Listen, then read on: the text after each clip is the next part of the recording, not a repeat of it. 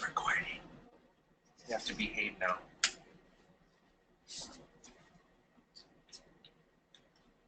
Should I put the AC on low or even? Test, test. We're going to make some patterns. I don't know. No, don't look at me. I'm gross. I know, we're still moving it. No, we're not. He is. Oh, it's like Inception. That's me. You didn't do that with the blinds, though. No, the blinds were a mess. It's getting there, though. What else do I need?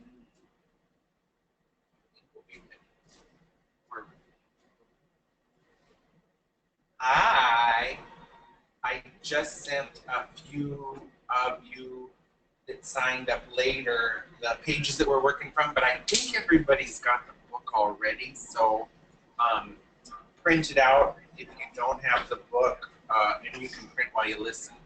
And we'll start in about 5 minutes because we still have people showing up. You can watch the fan spin. And your microphones are turned off, but you can use the questions button on the right, or it could be on a different side depending on what you're using, but you can type in any questions that you have there. Oh, just cleaning some of my teeth. I want to get some more books. I love books.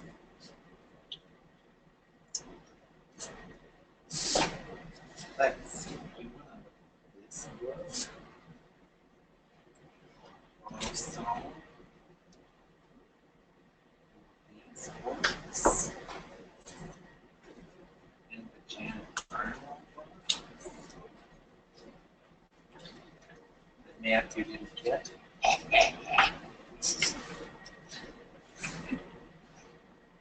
This is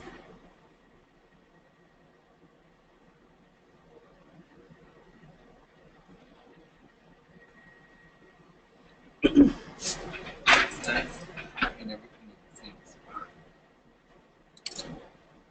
Go ahead and type something in the questions box so I can see that you all know where it is and that it's working on our end.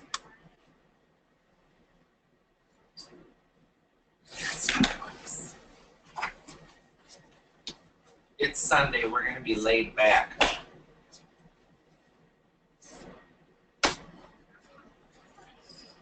Questions are? No, I need to relock it.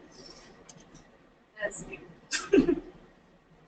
We might disappear for a second, Not but you, we'll be I right am. back. Oh, so that one's still going. That's not the question. Good thing I didn't say anything bad. Yeah. I should put a girdle on. You got one right there. I know. Today we're going to pattern me a girdle.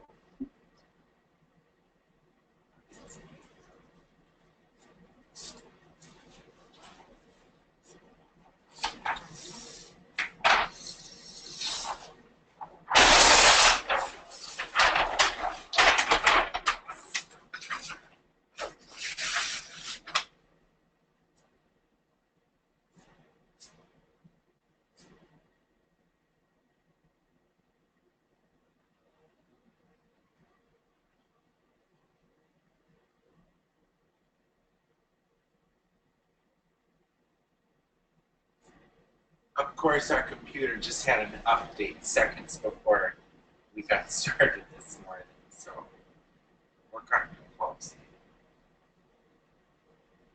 Welcome, those of you who it's 2 a.m. Thank you for having an extra cup of coffee and joining us.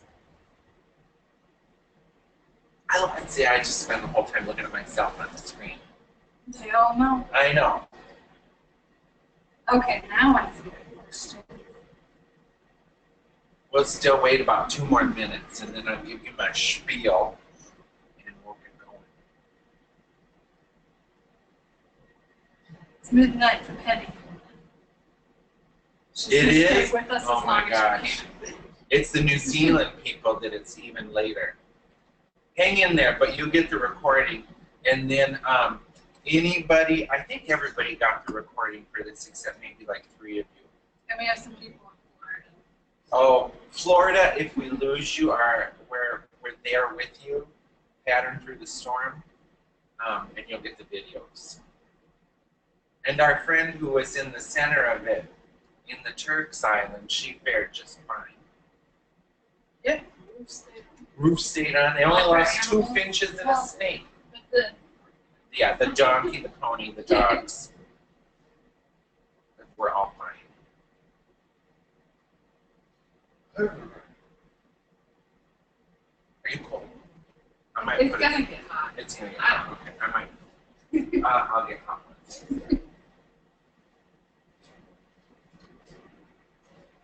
Oh look, I put the fan here.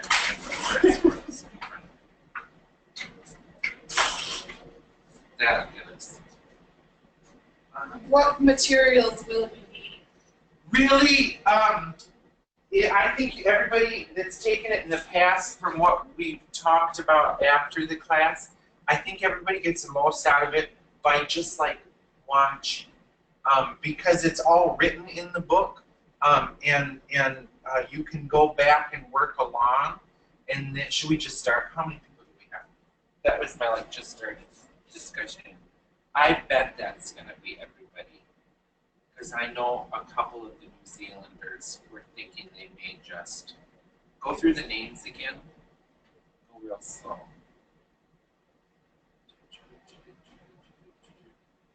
One of them for sure. Hi, Victoria. Oh, we're not supposed to say names. Hi, Montreal. One of them for sure is New Zealand. I think we'll start. I should get my phone in case somebody messages and I can't. I think we should turn it Oh, I'm good. Let me try it on low.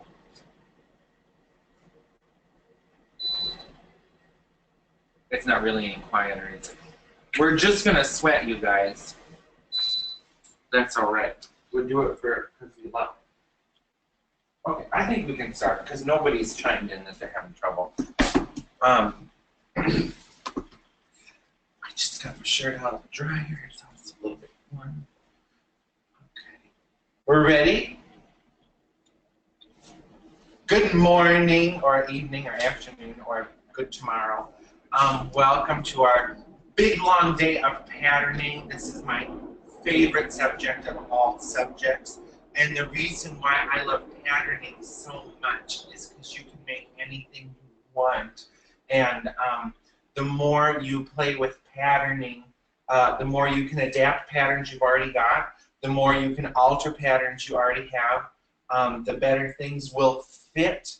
And actually, the quicker you'll be able to sew and build things. Because if you have a concept of why certain things are done in the paper side of stuff, you'll have more intuition as about, it's Sunday morning, I can't make sentences. You'll be more intuitive when it comes to sewing stuff. So if you know why certain things are done in patterns, why certain things are made a little bit smaller on linings or smaller on fashion, then you'll start to have a sense of like the order of operation to sew things together. And what's really exciting is we've got a group today who your names aren't on my radar at all, and you're brand new to us, so we love that. And then I've been pattern making now professionally for 16 years, so I have a lot to say about it. And we're going to be working today from the Costume Technician Handbook, because this is the book that most American theater programs use, and there's loads of different methods for flat patterning, but you'll find they all come up with kind of the same result. And although the wording in this at times is confusing, it's one of the better worded texts that there are out there. And I'm going to show you a couple other little pattern books and talk about them before we get going. And then we're going to do a man's body block first, and then I'm going to show you how to turn it into a simple vest. Then we're going to do a woman's body block, which is a little more advanced, and then I'm going to show you some changes that I make to make the woman's body block more practical than it is. In the book, you end up drafting a body block where the waists aren't lined up, but the neck is lined up. I'm going to show you how I change it to line up the waist. And when we're to the book, I'm going to go through the steps pretty much in order, but I will cover all of them. And instead of spending a class with me reading things that you can also read, I think everybody will get more out of it from just watching and listening. And then that said, you can type Rachel questions. And she's got a pretty good sense of what I'm going to cover anyways. So I would say just kind of jot down questions for the first chunk or even the first half a day, and probably we will answer it. And then sometimes we might skip over your question because it's a point that I'm going to make later. So just know that if you're a typeholic, we might not answer everything. Yeah, did I miss anything? I didn't sound too crabby. I was at the Pink concert last night, so I just woke up. Okay, cool. Okay, before we get started, I'm going to just show you kind of some pages in this book. If I just go here.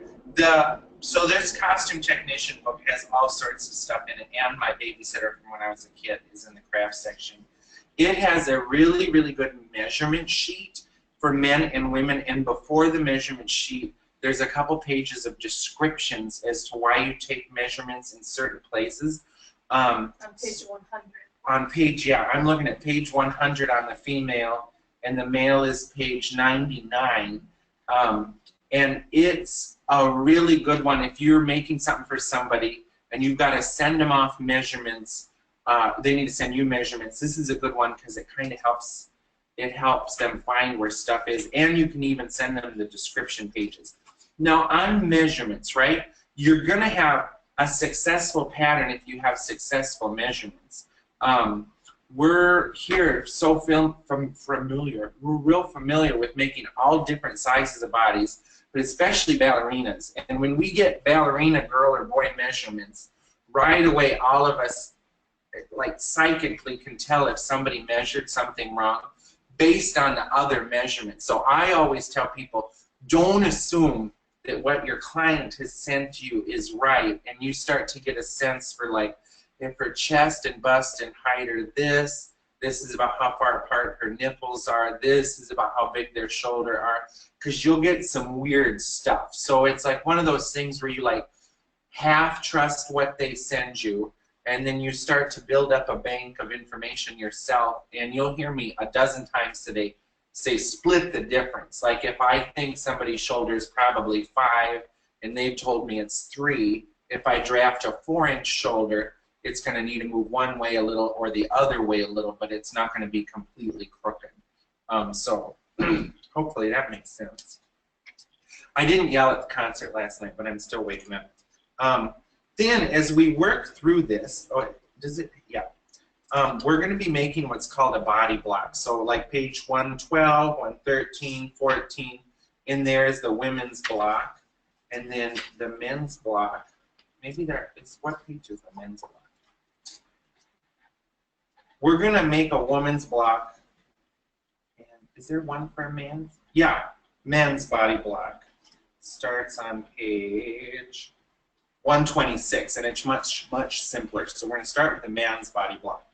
But what I want to show you is like, this block is very simple and straightforward. It's got your waist, your chest, your armhole, your neck. And then I'll show you how to true up and adjust things within that to fit your measurements, because everybody kind of ends with a, like a 15-inch neck for the man's, but not everybody's is the same. But they're very straightforward instructions. Then I wanted to show you, there's so many different patterning books out here. Here's pattern making for menswear, flat patterning for menswear. It has the same kind of information in it, but it's not a good book to start with. Books like this, or the Helen Joseph Armstrong, that's a good name to write down. Helen Joseph Armstrong has draping and flat patterning books that are also really good, but they're a little bit intense if you're not familiar with the why certain things are done.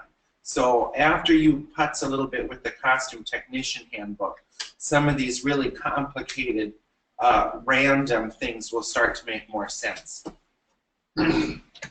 Another really, really great set of books that are now in English. I have the Japanese version and the English version. But all I need is the pictures. These are called pattern magic. And in Japan, the body block that they work with, so we call ours a sloper or a body block. They call it a bunka. And the difference between their mode and the mode I'm showing you is they traditionally have the bust dart resolving. So resolve means where something ends or finishes. They have the bust dart resolving in the armpit, where an American or a European bust dart typically goes down towards the side seam. But what's cool is when we get into dart manipulation this morning, you can put these darts anywhere you want with some engineering, and your item will fit exactly the same. So this book is great. It shows you all sorts of weird shapes that they've developed from a flat pattern making sloper. So from the same type of thing that we're using, I wish some of these pictures were. They show you how to make these real like cockamamie sleeves and all sorts of really wild tops with really weird shapes. Like this top here is from the same body block that we're doing, but it's one piece of pattern paper and one piece of fabric. So you can draw your finger over the whole thing and not go over a seam. It's completely connected. This is very, a lot of the fashion designers in Amsterdam cut stuff this way, where it takes 4 yards of fabric to make one blouse, but it's one cut.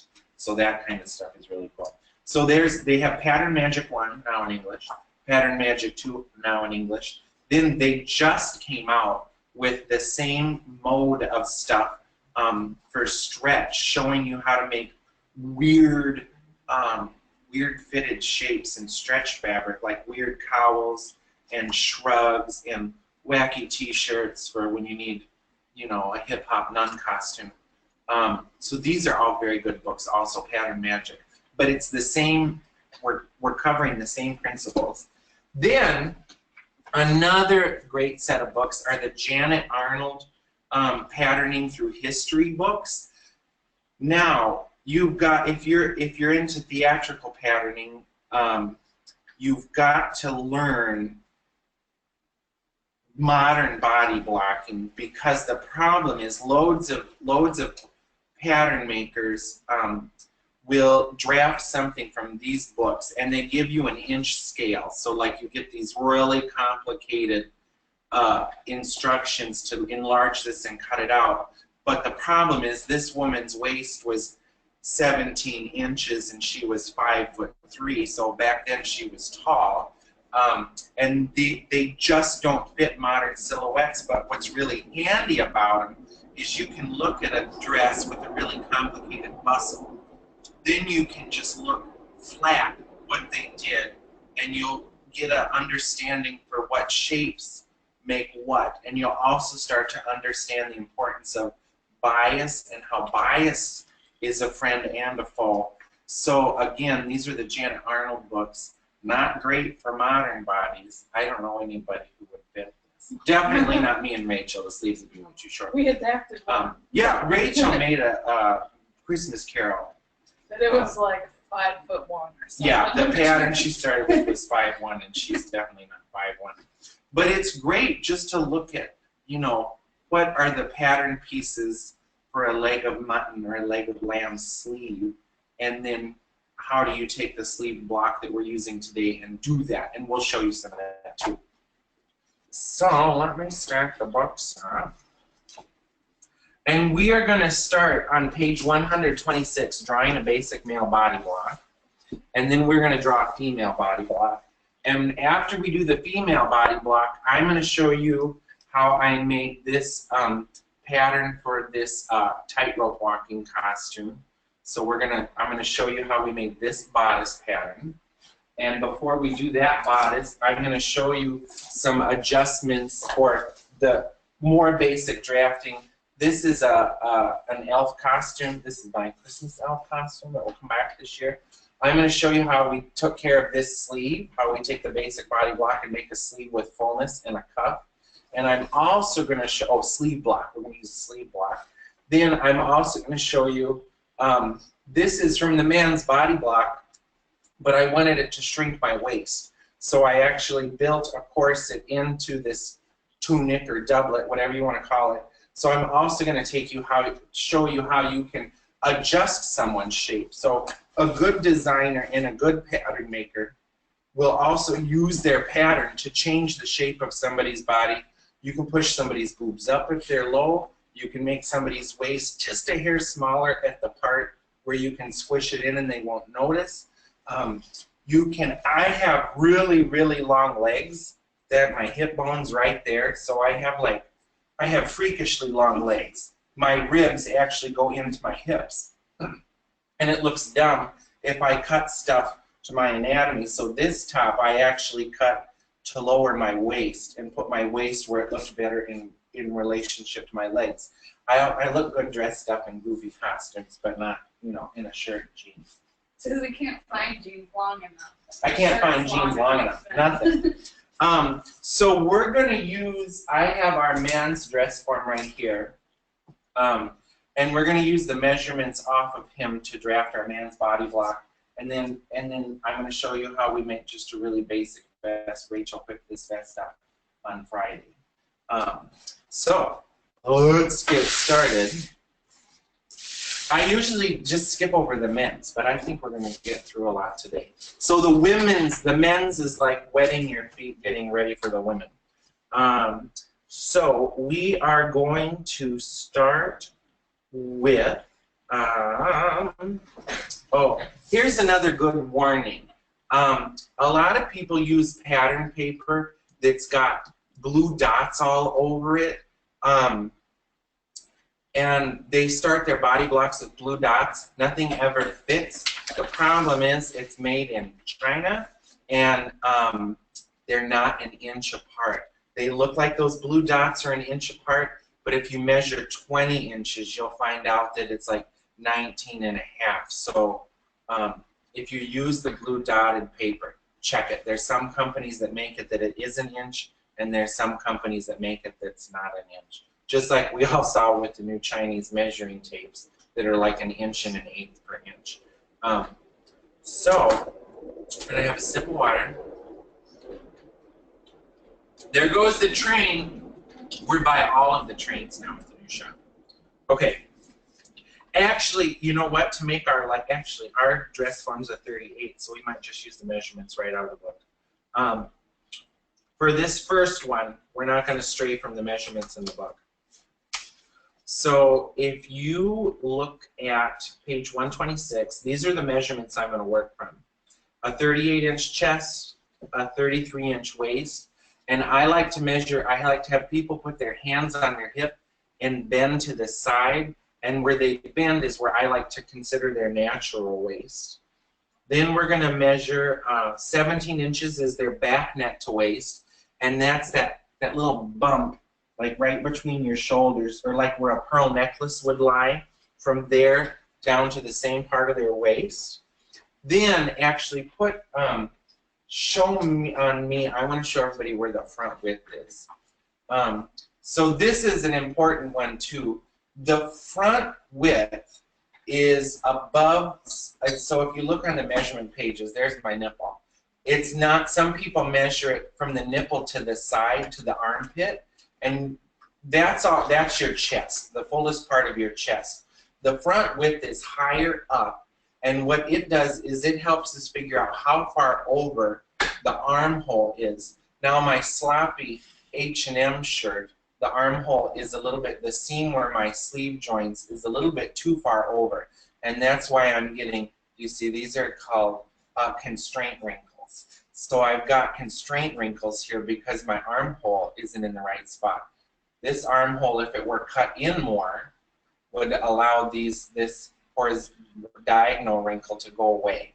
So the armhole, I'm not pitting out yet, it's like if you stick your finger in your armpit and just follow up to your shoulder, it's like where this little fold of fat is in the front and back.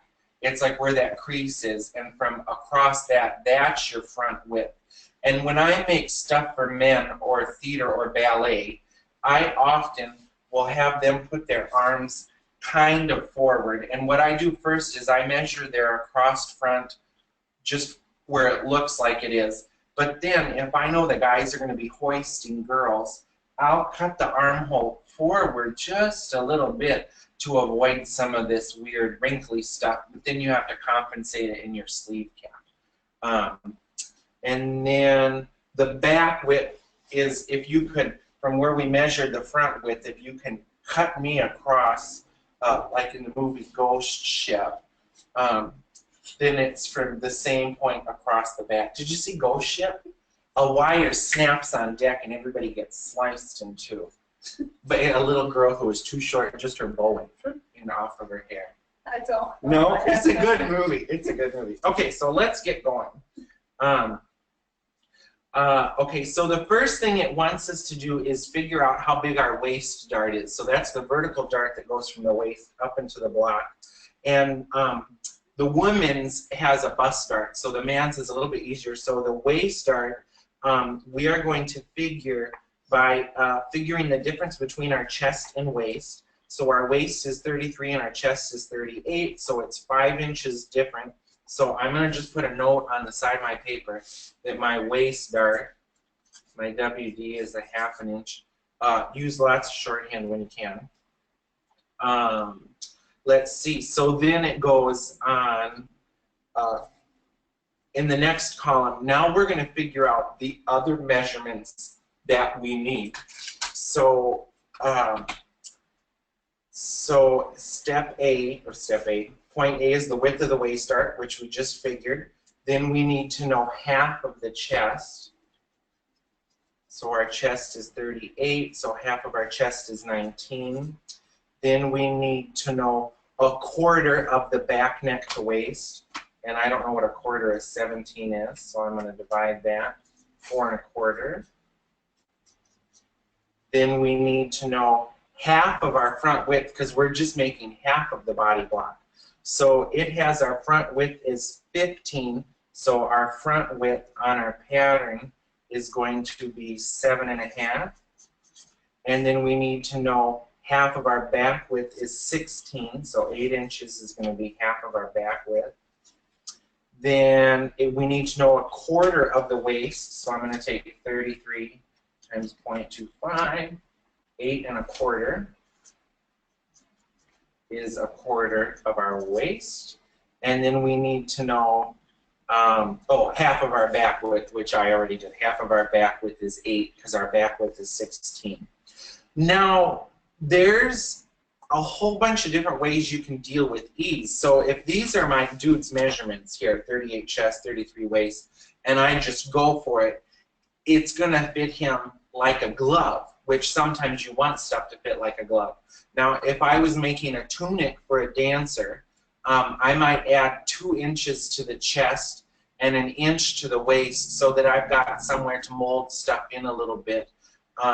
So, like when you buy a man's suit coat, if you buy a 34-inch suit coat in America, if you measure the coat, it's usually 36 inches. So remember, ease, or the amount of room between stuff, you can add right now. So if I'm making something for a character who's a little bit frumpy, I don't need to start with these skin tight measurements. So now we're going to build the basic block. We're going to draw a rectangle that's the height of the back neck to waist, and that is half of our chest. And Rosemary, who wrote this book, she has you add a ½ an inch right now to the chest. So we're making the chest with 1 inch of ease in the chest so they can take a breath. So if we skipped this ½ inch of ease, we would have a skin tight garment. So if you were making a lycra shirt, you don't need to add the ½ inch of ease. And the more you play with this, the more this stuff will be familiar. So my back neck to waist is 17. So I'm going to start with a box that's 17 inches. And half of my chest is 19. I think the bubble in my throat is going away. And use your rulers wisely. Remember, your ruler has right angles on it, so you should be able to put in lots of points at the same time. So that was step one, trucking right along. Now we're going to add in construction lines, and the construction lines for the man's costume or body block is to divide it in half down the middle, and then when we figured out quarter of our back neck to waist, we want to divide that going down from the top. So I'm going to divide it in half. So half of 19 is 9.5. And then again, I don't need a measure over there because my ruler has a right angle. And then I'm going to go down 4 1/4 and 4 1/4. So this first line, this is our width. This is where our front and back width are going to be. And then was that me? We had a ding. Still recording? It's recording? It's recording. It's recording. We ding. I'm connected to the Bluetooth. Okay, so now we have so much done already in just this simple step. We have the front of our body. We have the back of our body. We have the armpit, so I'm going to write armpit. This is the line that the armpit is going to be on. And this is our width line. This is where we're going to draft in our armhole. So the more you think about this as we go through it, I always tell people they need to make 100 patterns, and then you have this epiphany where you can look at a love seat or a sea manatee or a whale or a dolphin, and you can make that shape by knowing what widths are at what height. So that's the bare bones of it. We know how tall a part of the body is, and where does what width happen? How far is it from my sternum to my armhole, from my chest to my armpit? Oh, we're having more dings. Okay, so we've got our basic construction lines in step 2, and I'm going to let you read that later because you'll get more by watching me do it and then going back. Because if you read some of this stuff, it'll just make your eyelashes curl. Now we're going to put in the neck and the shoulder. So to put in the neck, from this top rightmost point is C, we're going to go over 3 inches and up 1/2 inch and make a dot. And I'm not putting in all these points. I'm not labeling everything because we're trying to get through 2 semesters worth of school in 6 hours. So to build the neck, I went over 3 inches and up 1/2 inch from C.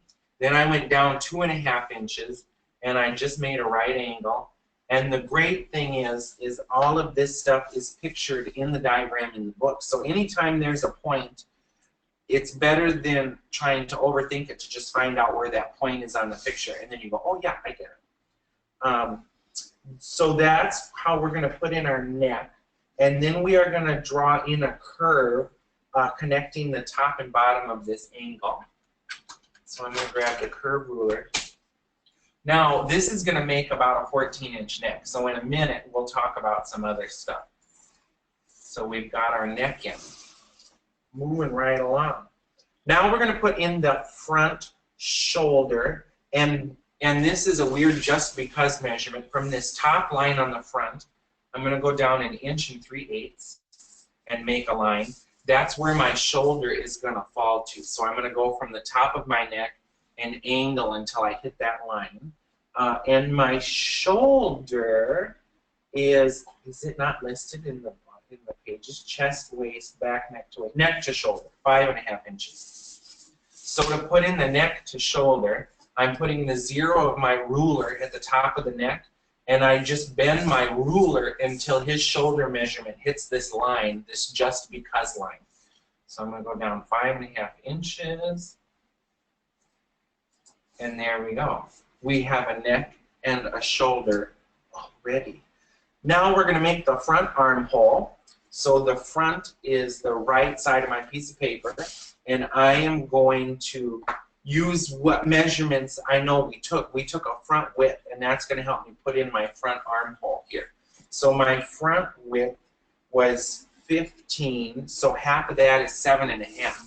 So from my center front line, I'm just going over 7.5, and that's where my armhole needs to come to. So the book, she has you connect these 2 spots with a straight line. Sometimes I do it with a curve. It all depends. now we're to our first place where I was talking about splitting the difference. I've made a lot of armholes, and I know kind of what's going to fit really, really, really well. And you also learn a lot from looking at patterns through history and modern patterns. So what I'm going to do first, if it'll show up, do you think yellow shows up on here? Maybe blue. I'm going to put in, first I'm going to put in the armhole that connecting my straight line gives me. Does the blue show? It kind of shows. So this armhole, I feel, is a little bit shallow. And then I'm going to put the curve that I like to use, and I'm going to dash in what I think is a better looking armhole. But again, so now I've got these two things. I've got this armhole that I get right out of the book. Then I've got this armhole that I think looks prettier. So I'm going to split the difference. So I'm going to make myself a couple lines right between the armhole from the book and the armhole that I usually think looks prettier. And then I'm going to go and put it back in. The original armhole will be absolutely fine. You'll just have to edit it a little bit when you fit it. So I used math and intuition, and I split the difference. So, you know, we went to a higher level there. Right? I think so. Yeah. Intuition. Okay, so look how much we've got. We have a neck, a shoulder, an armhole. We know this is our center front. This is our waist. Now we are going to put in the side seam. And on most clothes, the seam from the front of the body, there's just a little more fabric from the front of the body, especially on women because you have boobs, and on me because I have a belly. When you're looking at somebody sideways, the side seam is actually moved a little bit to the back. Otherwise, people look like they're leaning forward. So it's better to have something leaning back visually than hunching over. So to figure out our side seam, we're gonna go down here to our waist, and we need to know the quarter of our waist, which I thought I wrote down. Our waist is 33 divided by 4, 8 and a quarter. Oh yeah, I wrote it down. It's a quarter waist. So this is going to have a dart in it. So a dart, we say, is something that we're going to subtract or take away. So even though we haven't put the dart in, we need to give that measurement to the body block so that we can take it out later. So we determined in the book that our dart is 1/2 inch. So a quarter of my waist is 8 1/4. So I'm going to start with 8 1/4. Then I need to give my 1/2 inch dart to this, so I'm going to go over 1/2 inch. And I'm scooting the side seam 1/4 inch to the back. So I'm going over another quarter. And we're going to revisit this more than once. So I've added my dart to my waist, and I've put my side seam 1/4 inch towards the back. So now we can go ahead and put in this dart. So we're going to find this spot that's exactly halfway from the center front and the side seam, and that's where our 1/2 inch dart is going to go. And it's going to go just a little bit shy of the armpit line. If you want it more fitted, go up to the armpit line. If you want them to have a little more breadth, go 1 inch below or anywhere in between. So I'm going to divide this space in half. So another good way to use your ruler, right? So I'm coming up with like 8 7/8 and a 1/16. That's hard to divide in half. So I can either center 8 in that space or center 9 over that space, and it's easier to divide. And then I already know that my dart's 1/2 inch, and that she says to go 1 inch below, and I'm going to honor that. Then I can just put in my dart. Wizardry. The front is done. I give mine an A- plus smiley face. Okay. Anybody totally lost? Nobody This is a lot. But but we're doing okay. We're going to move on to the back. You're good. Nothing I need to like put the brakes on for. We're such a good team. Okay, so now we're going to put in the back, which is similar to the front. So if you didn't look any further ahead, you'd be able to figure out what to do with the back width measurement probably, and you'd be able to finish up your waist probably. So let's look now at beginning the back. It has us start with the back neck. So the front neck, we went over 3 inches because everybody has more neck in the front. And the back neck, she only has us go over 2.5 inches and up a half. And then we put a soft curve in it. We should really cut out a bunch of this ruler and get it out there for sale. Who wants to buy more rulers? This is from an armhole. I'll grab another ruler and show them. Some people might have this one already at home. My dad's mother was the kind of person that would just like lay rulers on a piece of fabric and then she would have an outfit. This is an older ruler that was made by unnamed. It doesn't say who made it. Really? Where it was from. No, there's absolutely no company name on there. It's falling apart and they don't produce it anymore. This same curve is in a lot of French curves. If you get the French curve set, like this acrylic French curve this is a joke. This acrylic, you can't see it. I'm holding an acrylic French curve that has the exact same curve as this armhole. What's nice about this old one is that it gives you an arrow for where it suggests to make the front and back part of the curve hit your side seam. So everyone wants we will get this produced. It'll take a couple weeks, but because the one that we have produced so far has this bump in it that drives me nuts. But it's the same curve. You can get the same curve in a set of French curves. So let's put in our back neck. Oh, but did you see that? That also on this ruler, on this same ruler, it has a good shape to get to figure out your back neck. So it's a practical ruler. And it has a straight edge for quick things. So now let's put in our back armhole. I think is what we do next. We did the back neck. Now we're going to put in the back shoulder. So we want to know half of our back width, which we figured out earlier. So our back width was 16, but since we're dealing with half, we're going to come over just 8 inches. And then the next just because measurement, she says to go up 3 inches.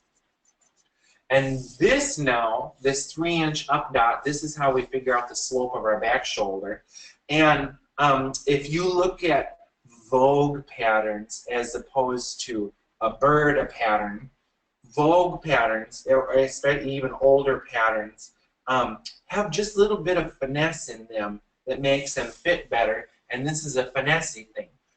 In a good man's pattern, and even in a woman's pattern, the back shoulder is a 1/2 inch-ish larger than the front shoulder. So if your shoulder was 3 inches, you would maybe add 1/4 inch of ease to the back shoulder, but since this is a man, we're going to add a 1/2 inch. And what that does is this back shoulder gets eased into the front, so sew it with no puckers.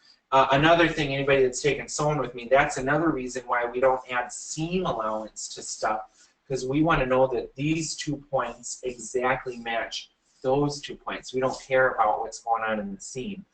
Then having that extra 1/2 inch in here gives you the same kind of effect had you had a dart in the back shoulder. I'm sure some of the ladies have garments with a dart in the back shoulder, and that lets you move your arm a little bit. Alternately, you can even bump out where the shoulder blade is, like another, look at your husband's suits and look at how the plaid goes. We have a couple men too, look at your own suits. I have to be sensitive and kind. A good suit will have like a 1/4 to a 3/8 inch bump out at the back shoulder that blends into the armpit, just so when the guy moves a little bit, his suit doesn't crawl up his back. So now we're going to put in the back armhole. Is there fun stuff in We got some new hat books. This is the 20s. Oh. In the middle of the night, you guys, I go Amazon crazy. So I put in my back armhole. The back armhole is pretty much always shallower than the front armhole. Now, if you've got a guy who's got boobs, man boobs, or a gynecomastia, or you'll see on a larger woman, sometimes the armhole's got to cut kind of further out to make room for other stuff. But just trust what happens when you put these points in. If you put these different points in, 9 times out of 9.5, it's going to work. Now we're going to put in the back waist dart. So similar, or the back side seam and then the back waist. So similar to the front. The front, we took our waist, plus we added in the dart that we're taking away, and we went over 1/4 inch. So as we traveled down our waist, we went over 1/4 inch. We added 1/4, so that means we have to take it away on the back side. So 1/4 of our waist is 8 1/4. 8 1/4 plus our 1/2 inch dart minus 1/4 inch, because we added 1/4 inch to the front. So the back is a little bit slimmer. Voila. Then you can really put the back waist dart, you can put it halfway between these seams, or sometimes I like to find the halfway point and just go a smidge to the left, because then if you're making like a fiddleback men's tailcoat or a violin back coat, you're going to end up with a prettier curve. So again, the waist dart, you can center it here, or you can go just a tiny bit to the left. But as long as it's back there somewhere, it is going to work. And an inch down. And really figure out how many marks you can use without moving your, how many lines can you get drawn in without moving your ruler a whole bunch. So now, if I want to gourmet this guy up a little bit, I can take yet another curve. You can't have too many curves. And I'm going to find halfway up his shoulder. But it doesn't have, like, you're the designer and the pattern maker, so you can put stuff really where you want it. So I'm going to take our 1/2 inch of ease out, and I'm going to find a beautiful curve that fits this. So if I wanted to make a side back piece to my man's garment, now I can have the shoulder seam with no ease, but still give him a little bit of room or breath in his shoulder. So there we go. That's the basic man's body block. We can take a couple questions, or I'm going to move on. First person to say green light. I'm going to move on, and I'm going to show you a change that I do to this. So we've done this straight from the book. We're good? Is it working? Just someone type one letter. They were excited about the rulers. Oh, good. Okay. Yes, thank you. Yes, It's working. Okay, move on. So now I'm going to make a period man's vest from here. So I'm going to grab a book, and I'm going to make the same body block, but I'm going to show you some changes, not changes, some add-on changes that make it more user-friendly. So as a pattern maker, what I don't like about this is I always want to know where the hip is for men and women. Where's their high hip? Where's their low hip? I also like to have a space. I always wish that the front and back had a few inches down the middle, so that if I want to draft in, so like see here, if I want to draft in his full hip, I end up with this happening. My back surpasses my front.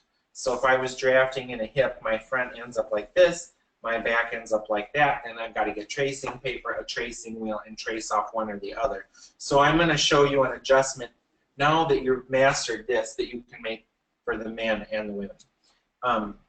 So let's do the same guy's thing, and we're going to say his waist is 33. We're going to say that he has a 36-inch high hip. So if you want to, so I'm going to say that he has a 36-inch high hip.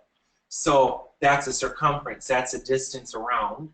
Probably, since I divided the chest in half, I'm going to divide the high hip in half. So half of that is 18 inches. So I divided my high hip in half. Then the other thing I need to know is how far down is his high hip. So I that it's 4.5 inches down. So I'm going to say his high hip is 36, but it's 4.5 inches below his waist. So now I'm going to draft this exact same block, but we're going to turn it into a beautiful man's vest pattern. And I'm going to put the book away, but I'll still kind of say what I'm doing. Let's talk about one other thing before we get too far. So, right, measurements, necks, bodies, all sorts of stuff. My tape measure. I'm going to say my guy here, who this body block fits, I'm going to say he has a 16-inch neck, right? So here's where my experience comes in. I know that this usually yields about a 14-inch neck. So I measured my front is 4.5. I'm going to measure my back neck hole. This is called the reconciliation of the pattern. Before you go too far, you need to think of the other measurements you've got and fix what needs fixing. Actually, this ended up 7.25 times 2. So I made a 14.5-inch neck in my pattern, but I want my guy to have 16. There's a couple things you can do. You can just start lowering the front a smidge, scooting the side out a smidge. So if I open his neck up 1/4 here, if I'm going to cut his neck open 1/4 here, that means what I took away I probably got to give back to my shoulder. That means I'm going to scoot my shoulder over a teeny tiny bit. So if I'm opening up my back neck a smidge, I have to reconcile. I have to fix, you know, what you take away, you give back. The other thing that's handy is if I know that this 3-inch box gives me roughly a 14.5-inch neck, anybody who spent time with me knows I'm addicted to a proportion wheel. So this is what you use to find ratios of increase or reduction in numbers. So the original, these are on Amazon, and Amazon's coming to Australia, I heard. I'm going to put the 3-inch, the number 3 on 14.5. So a 3-inch box gives me 14.5. So I put my 3, I should show this closer. So what I did is I put my 3-inch box, gives me about a 14.5-inch neck.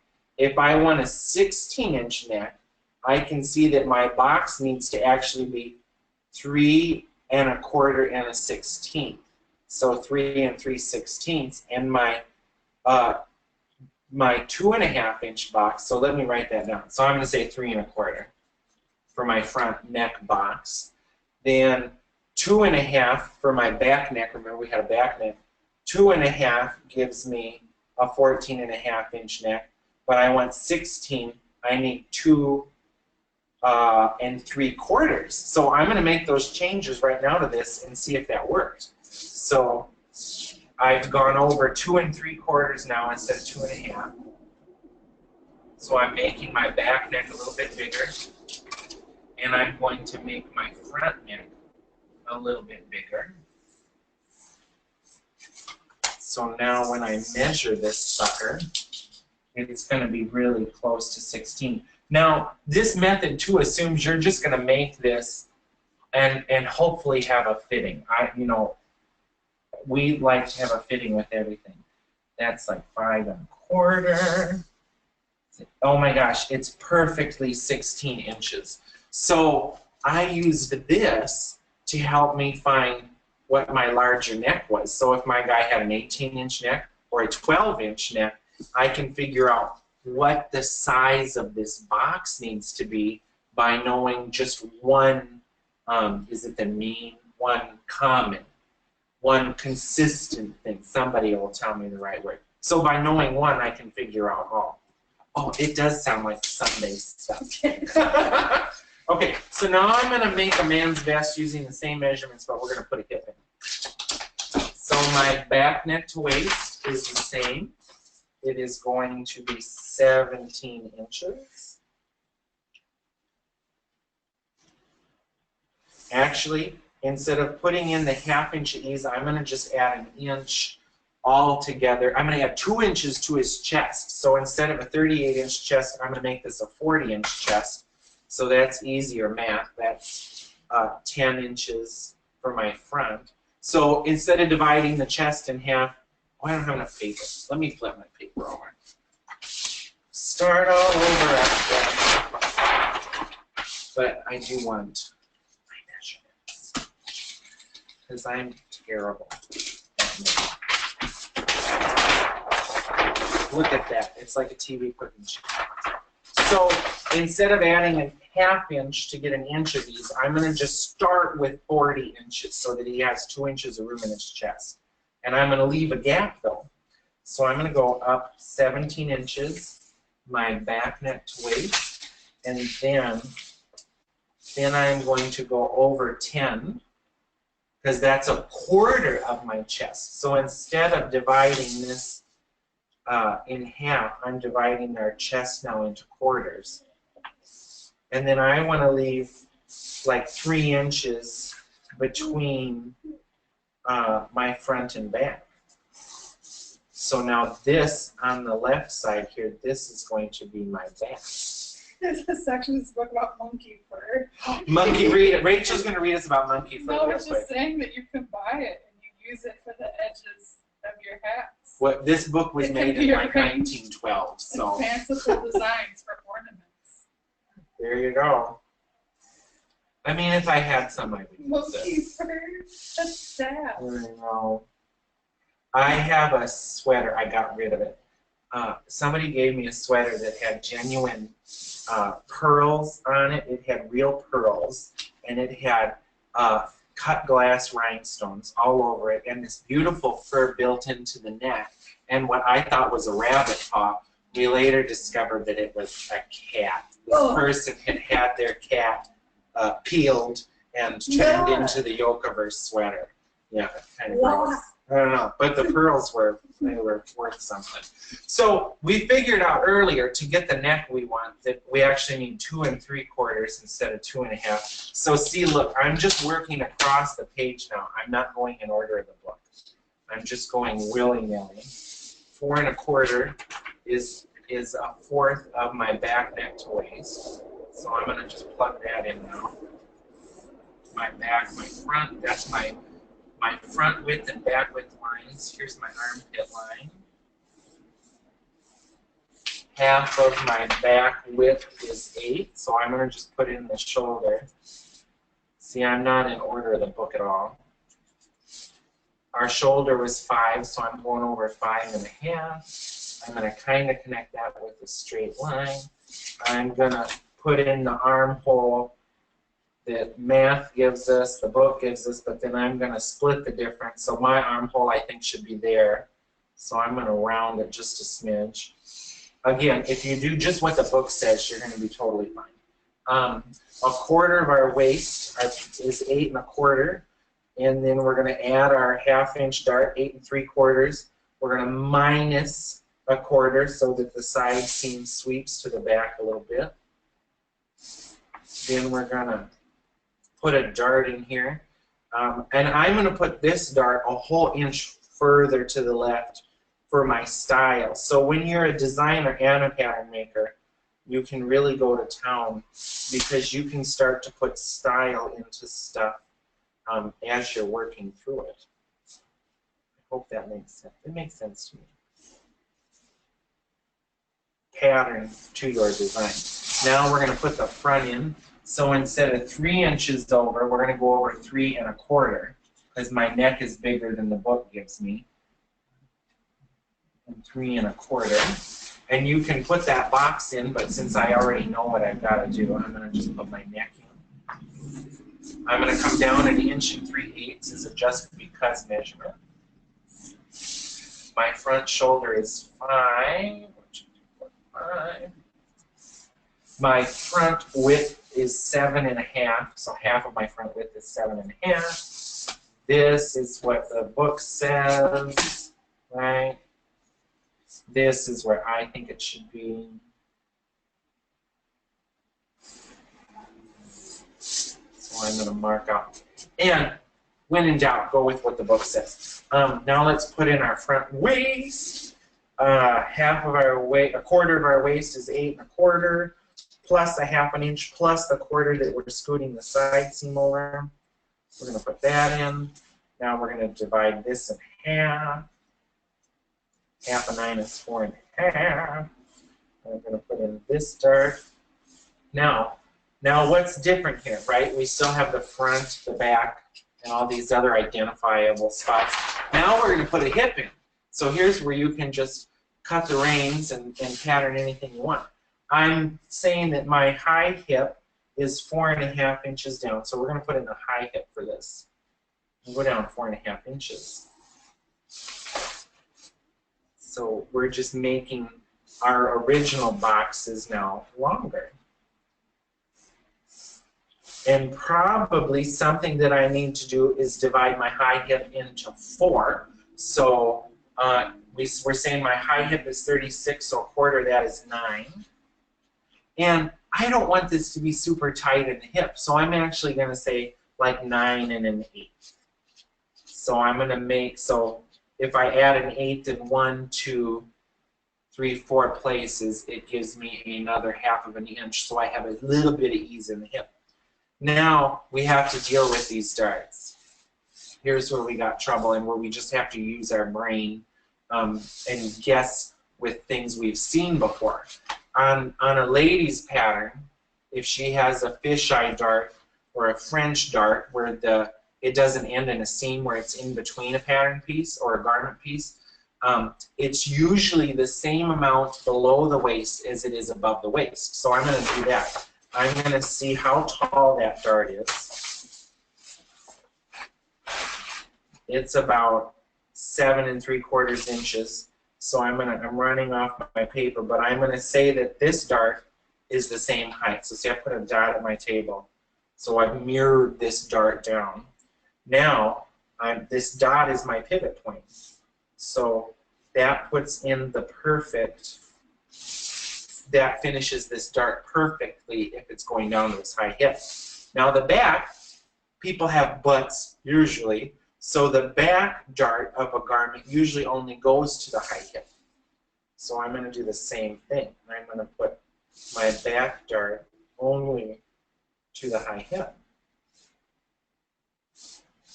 Cool, right? We're getting there. So now we have this quarter of our high hip we're saying is 9 1/8. So up here, when we dealt with our waist, we had to add the 1/2 inch of our dart in. I have to do the same thing down here. I'm going to measure whatever that turned out to be, which it's a quarter, it's 3/8 of an inch. So now I'm going to go a quarter of my high hip. I'm going to go over 9 1/8 plus 3/8. We scooted the front back a quarter. We're going to scoot this back a quarter. So 9 3/8 plus a quarter is 9 5/8. This is 4 1/2 inches from his waist to his high hip. If I connect this with a straight line all the way down, it's going to be longer than 4 1/2 inches. So I'm going to find 4 1/2 and stop and make a little bit of an angle right there at 4 1/2. So I have a little right angle there. Now, the back, the dart is 0 at this point, so we don't have to add the dart into the back. So we're going to come over 9 1/8 plus nothing, plus no dart, plus a quarter, and that is going to be our back. How cool is that? So if we knew how far down it is to the full hip, we do the same thing. We just continue connecting the lines until we get down to the full hip. So now, let me find the best. What time? We've done an hour. We're in a good spot. And everybody gets the recording from this class and the other time we did it. So there'll be stuff that we don't cover this time that you will get in the recording. We'll still hit all the same basics, but later on you'll find people have different questions. Let me, oh, there's some sexy stuff in here.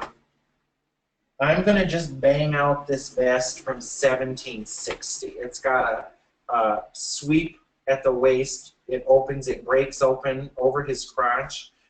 It's got a nice little pocket in it. you can see that the center of the buttons are at the center front of the vest, and that it's really high in his neck. And I know that the back stops at the waist. The back of his vest isn't long.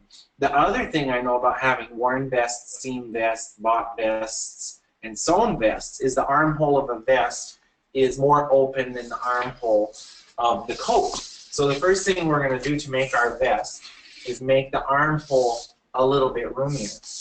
So from my armpit line, I'm going to come down an inch in the front and back and make a mark. I'm lowering the armhole an inch for a vest, and I'm going to scoot over the shoulder on both sides a half an inch for a vest. Again, no rules, common sense and intuition is where we're at now.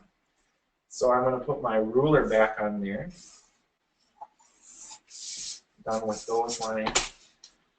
So now we have our nice vest armhole. We still have a half an inch of ease, and I can see that my vest comes right up to his neck, so I'm not going to change these points. I'm going to leave the neck edge of my neck hole the same, like the shoulder edge of my neck hole. But I want to get rid of this half an inch of ease that's in here, because these were uptight people, and I'm one of those really snobby costume people that thinks about psychology and how the clothing moves the actor. Not at all. Well, but he's annoying me all the time. What constantly? Think about the psychology, Rachel. So now we have the center back of our vest. It's going to be on the fold. We have the side back of our vest. I want my vest to only go in the back like an inch below his waist. So I'm going to mark how long I want the side seam to be. So once you have the block, you're just editing away what doesn't belong there. You're just cutting out the negative space, is what Cheryl would say. So now, see what I'm doing? I'm closed the dart in my paper because I want to draw what my vest hem in the back looks like finished. I don't want to, I'm pretending that the dart is sewn closed. So I'm actually going to make the back of my thing curve away from the side like this. And I can open that up. And I want the curve to change direction. And I want a cute little vent up to the waist so that when he sits down for dinner, it doesn't crawl up. The other thing you can do at this point, and when I worked at Houston's big shop or other big shops, people would always question, like they'd say, I don't think this notch matches, but the pattern maker has this great ability to argue with anybody on that because you put in your notches at this point. So I'm going to say that I've got a single notch there, and then I have a double notch right here. So I know, unless I've missed something completely, I know that when this is sewn together, my notches should line up. The other thing I can put in here right now is my straighted grain. So the back of this vest is going to be on the straight, and my straight is perpendicular to my waist. Yeah, let's cut this guy out because we're done with him.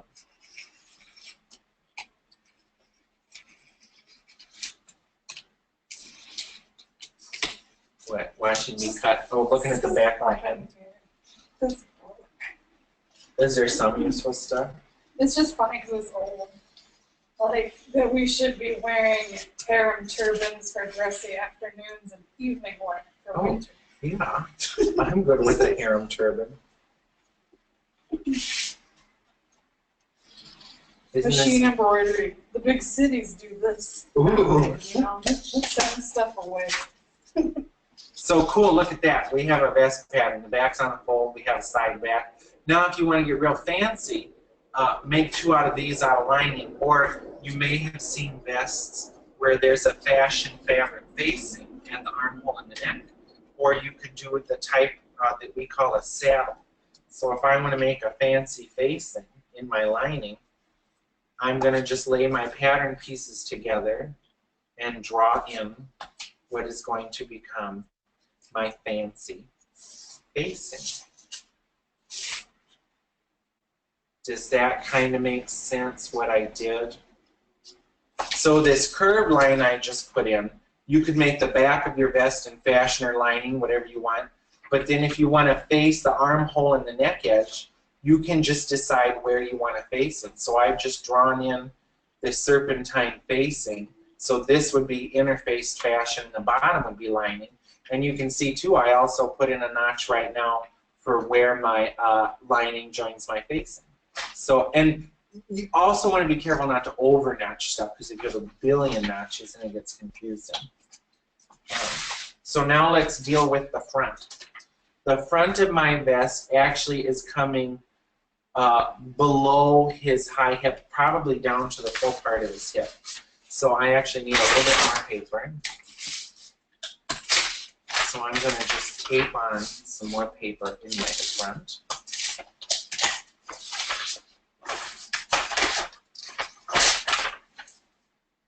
And even though we haven't drafted on the full hip, the good news is this vest back stops at the side, so we don't really need a full hip. It's whatever angle we put in here. It's going to be just lovely. So now I'm going to say that his full hip is 9 inches down from his waist. So I'm going to come in and I'm going to complete 9 inches down here. And it looks like the hem sweeps up just a smidge at the side. It's not straight across. So for my side seam, I'm going to come 8 1/2. So it's going to be just this gentle angle up. Then I'm going to finish my dart here. So I'm going to just finish it wherever it does finish. So I don't have to close the dart to put in this little sweep at the bottom because the dart's not causing me any trouble. Then it flails away from his lower waist. It opens up, it spreads open. So I'm going to go a little bit below his waist. And I can see too that that's a really pretty curve. So now I'm going to just put in that little bit of information. So when you're a designer too, you always want to look at the design. And he's got a pretty fat over and underlap for his buttons. So I'm going to put about 5/8 of an inch in there for his buttons. Then I'm going to just clean up some little, where I have some kind of like little soft angles. I want to turn them into little curves for my button laps. And let's make him a pocket. So as much as you can put on each piece, the better. Like draw your pocket onto your block, your new block with style lines. Then trace it off and make your pocket.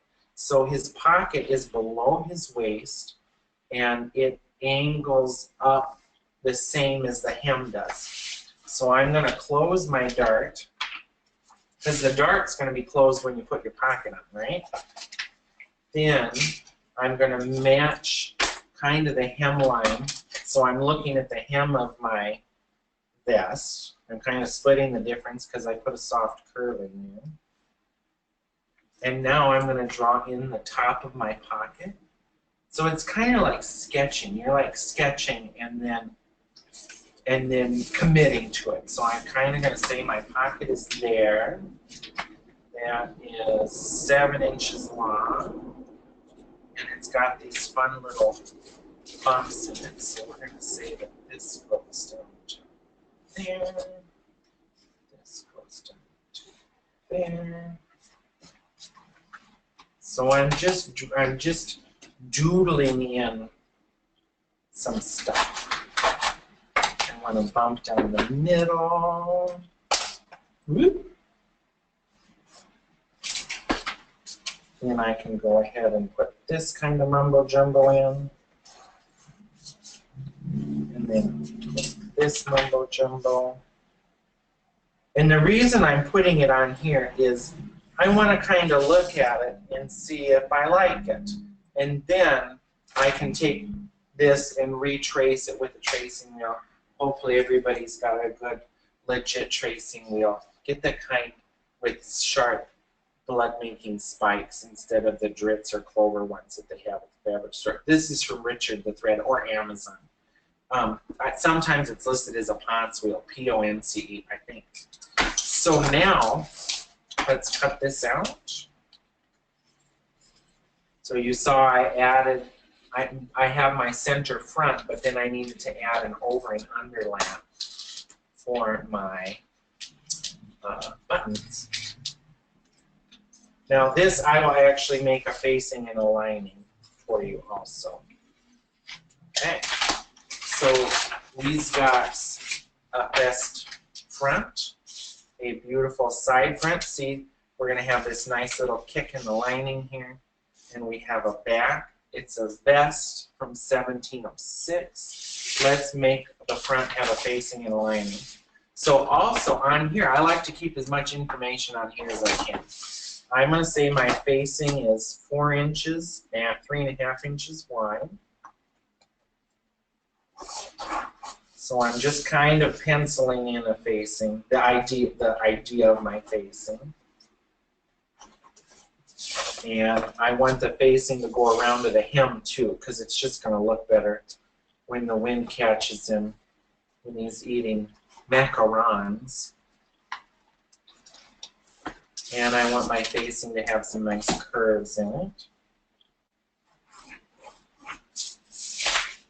There we go. So now I'm going to come over and I'm going to tracing wheel this same stuff. Actually, I'm going to use the tape as my weight and the calculator. Right? I'm going to cut the outside. There's a couple questions. Oh, good. Ask me some questions. This is a good one. How would a facing be different on a dancer's costume versus a regular jacket? It's exactly the same. And what is your tabletop made of? This is from Signs Direct. It does wear out, but we like it because it's the size of the whole table. And Rachel got her new one. They sent her with a printed grid that I didn't even order. Yeah, sprays underneath.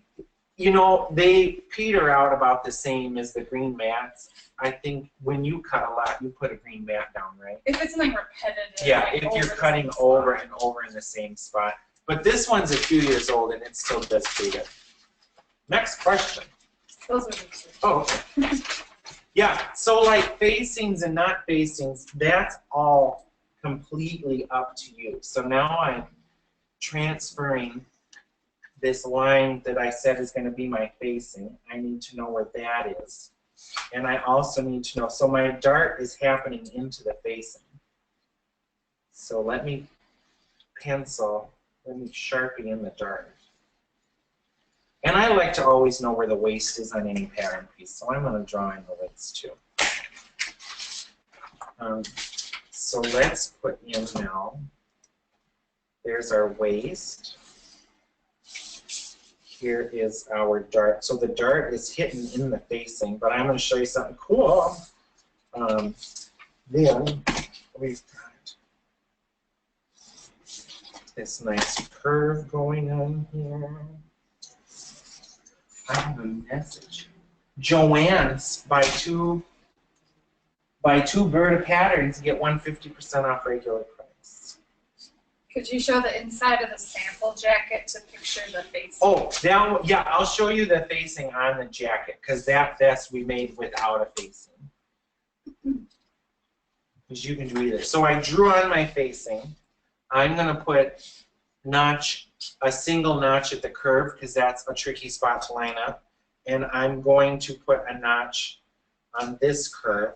Notches too, as you work from front to back, that's where you get a single notch on this seam, and the next seam towards the back is maybe 2 notches. Then you have a double notch and a single notch. Then you have 2 double notches. Then you have a triple notch and a single notch. So then when you're putting it together, if you have a piece that has 4 notches on it and a piece that has 2 notches on it, the 2-notch piece is probably the front and the 4-notch piece is probably the rear. So let me finish this a little bit here. So now I'm going to also draw in my straight grain here. straight right from the front. We'll deal with bias on a girl's bodice here. So now, when I cut my facing free, so now I have a facing, which is fashion that I'm going to interface, and then I have a lining, which is lining, no interfacing, and it gets a dart. Then I have this smidgen of a dart in my facing. I am just going to cut that dart open because it's teeny, and we'll do more of this on the girls' stuff. I don't need it. I'm going to just fold it together and smash it. Another Joann's coupon. Just rolling in. I'm sorry, in our store that's listed as a notion. The coupons don't apply. They're terrible in Chicago. Joann's, it's a mean, wicked, mean, terrible, sad, awful place. Nobody wants to go to Joann's. So let's look at our guts here. We've got the fashion front. We have our beautiful facing, our beautiful lining that finishes off the front. Then we have our backs. You can add a little belt. You can add a little tab with grommets to cinch it in. You could add a pleat in the back. We'll look at some of that other stuff later. But basically, there's our man's vest. Fun. We're good. So, so this doesn't have a facing. I can pull this coat over here. The inside of this coat has a facing. This is Lumiere's jacket for Beauty and the Beast. It's not quite done, but it's getting there. So this coat is essentially just a continuation of what we did. We have a front with a side front seam, so the dart, it probably doesn't show the dart. Oh, actually, no. We worked the dart out at the side. So instead of having a dart here, we took that fullness out at the side so that his front is uninterrupted with seamage. And then we drafted where we wanted the pocket to hit. We've got our back where we connected, we kept the ease in the shoulder and we turned the back into a princess seam, which I'll show you on a girl's thing. Then we also have a front, we print a lot of fabric, so this facing it's fashion fabric, but it doesn't match. So same thing, just like we just did with the vest. This is a piece of lining that matches a shaped piece of facing that fits into it. So the lining is just joined to the facing, and then it probably doesn't show, but usually the facing is top stitched or edge stitched to the lining. So on the wine color, there's a little 1/8 of an inch seam to hold stuff nice and flat. And then eventually this edge, the seam allowance will get pushed to the lining and understitched so that the lining doesn't prolapse out when it's wearing it. On to ladies block. Everybody's okay? On to ladies block. Okay. Here, I'll show them these guys too. So this is a quick vest because it's just underneath a coat, never worn, and the guy's covered in, well, it's worn, but he doesn't take it on and off on stage. So this is, the front has a dart in it, and then we moved the darts in the back to the side seam. So instead of having 2 darts here, we just took it away at the sides. And the back of this is just lighter because it's covered with all sorts of stuff. And then it's just essentially bagged. The edges are bagged, and then the darts are put in through the whole thing, which is nice because if we need to take it in or let it out, we can do the lining and the fashion at the same time. So there's a billion ways to put stuff together. And you just have to kind of think about what's appropriate for when. Oh, and then actually earlier I said when I was showing you the elf costume, to show you how to control somebody's waist or make a change, I can just show you on this same thing that we've been working with. Why is the back of that vest shorter than the front? Is that a design choice or is that a benefit? That's just almost every vest. I can't think of a vest other than the 70s where the back is long. But that back ends at the waist. Most period backs end. So here's our waist. Most men's vests are vented here So this is bagged and this is bagged so that you have a little split here so that when you sit down, the back of your vest doesn't ride up. Now, a tunic would be, the back of a man's dance tunic would be as long as you wanted. It could go to the high hip or to the full hip. Did I answer it, Karen? Yeah.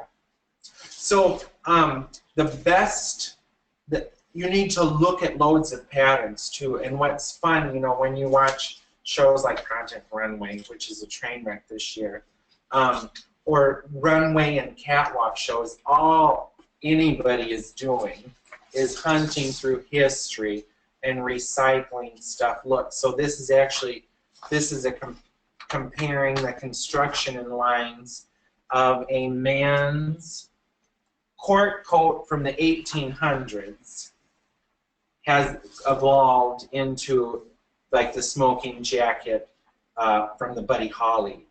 Is it Buddy Holly? Buddy Holly era. You know, like the 50s kind of doo-wop, shoe-bop guys. It just all comes back around. So, guy in a corset. So the more you look at what was, you can find it all in modern stuff, even the wackachewy stuff. Like, I like to watch Project Runway, and when somebody thinks they've really invented something, then I like to just go find it in the history book and go, well, it kind of, you know, because there's only so many places you can put seams. So now let's actually go back to, I will never find it. There was a picture of a guy with kind of a girdle in it, like a corset top.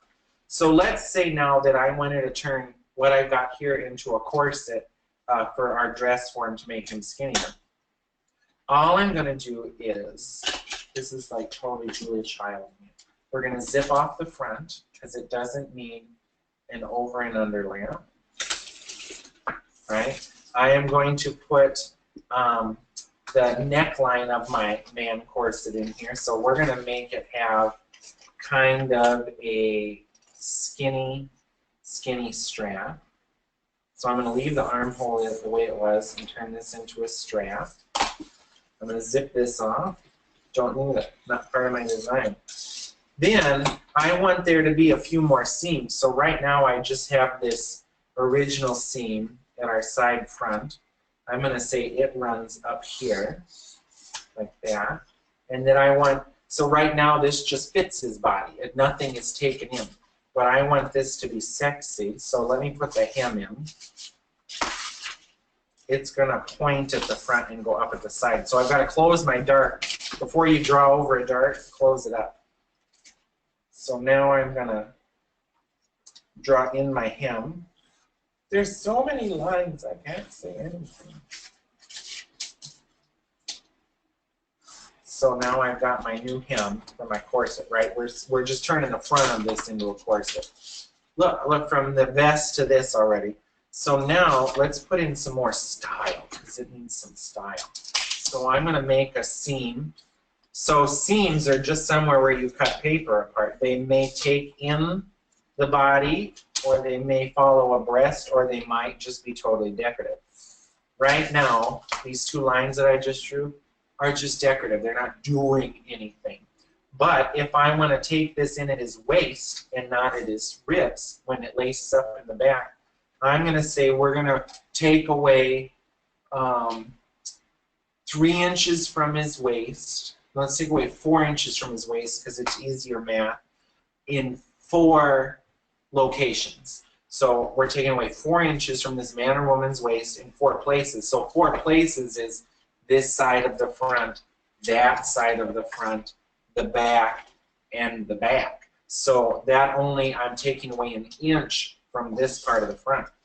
So those 2 new seams that we drew, I'm going to take away an additional inch. So I'm going to take a 1/2 inch away at each of these new points. And if I want it right at his waist, I'm going to take it very quickly up to the seam. If I want it to gradually blend in to his torso, I'm going to gradually blend it in. So now we're taking, so this would be something that needs lined with satin back cotton or cotillion or heavy twill or duck or whatever you want to use. But this has now become, so see I'm just angling that in. I'm going to put my notches in. So this, I've got one notch in the waist. I now have two notches in the waist. I now have a single notch and a double notch. So now if we cut, I'm going to cut out just the dart so you can see what I've done to the body. This should have been an aha for some folks, because you can do this anywhere you want. You can take stuff away and you can pad things. What God has forgotten, we pad with cotton, and then the ballerinas rip it out anyway. So you can see now against the table that I've changed the shape of this person's body. You can do that as extreme as you want. Yeah? On to women. I'm going to fill my water bottle and we'll be on to women. So that when we take our bathroom break, I'm ready.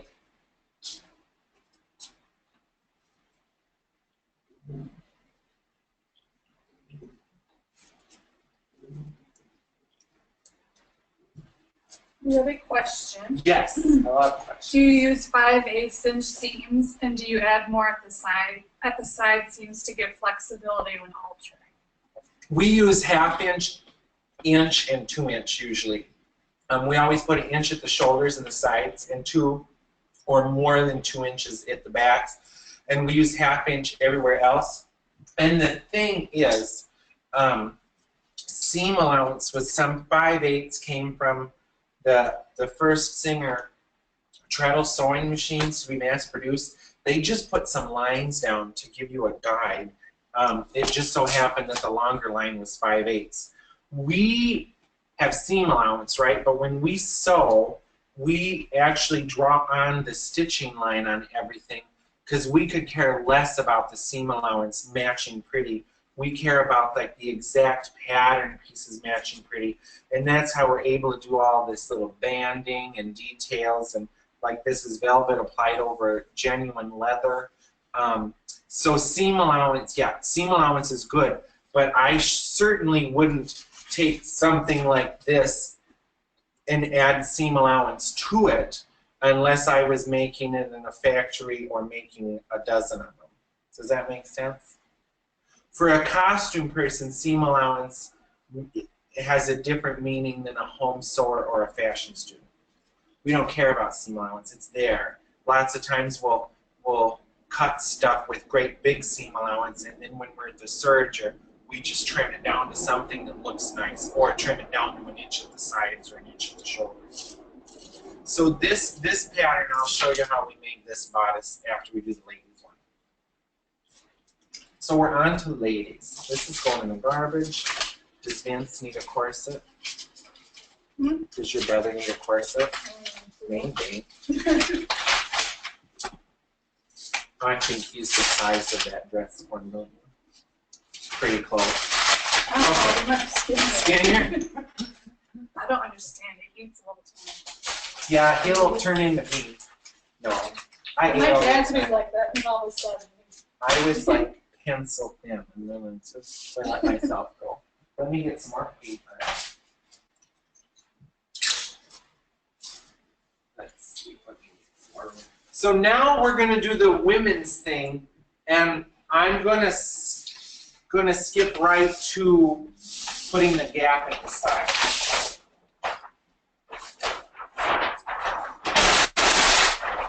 And I will measure our dress with the measurements we need. Let's see, what time is it? It's 10:30. I think I'm going to do a woman's thing, which is like a man's thing with a boob.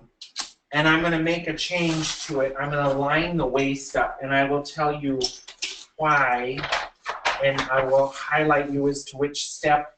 It's the same as in the book, but I'm lining the waist up, and we'll talk about that in just a second. And I like to make things tough. Let's find the woman's one.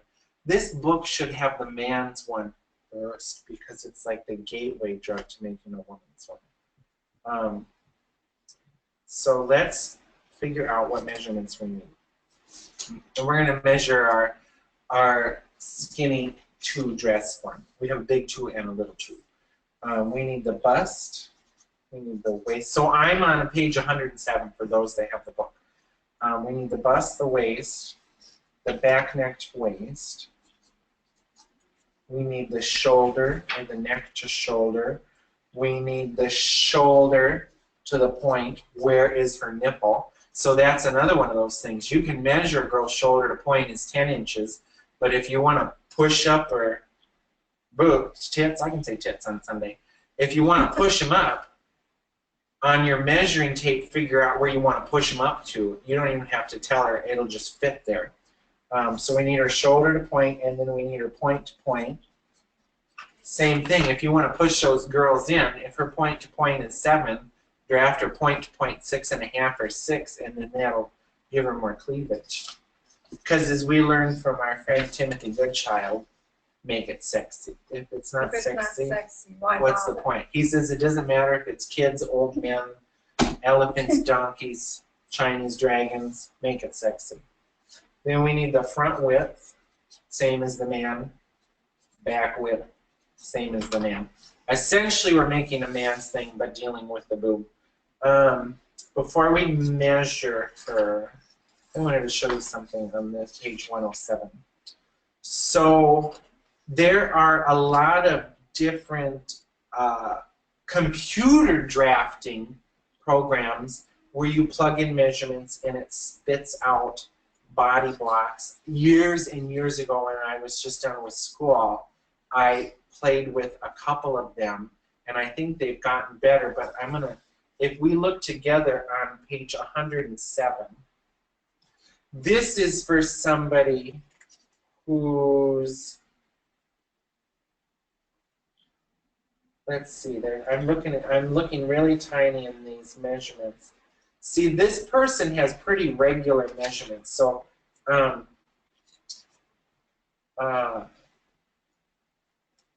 is this the computer drafted one? No. I've gotten ahead of myself.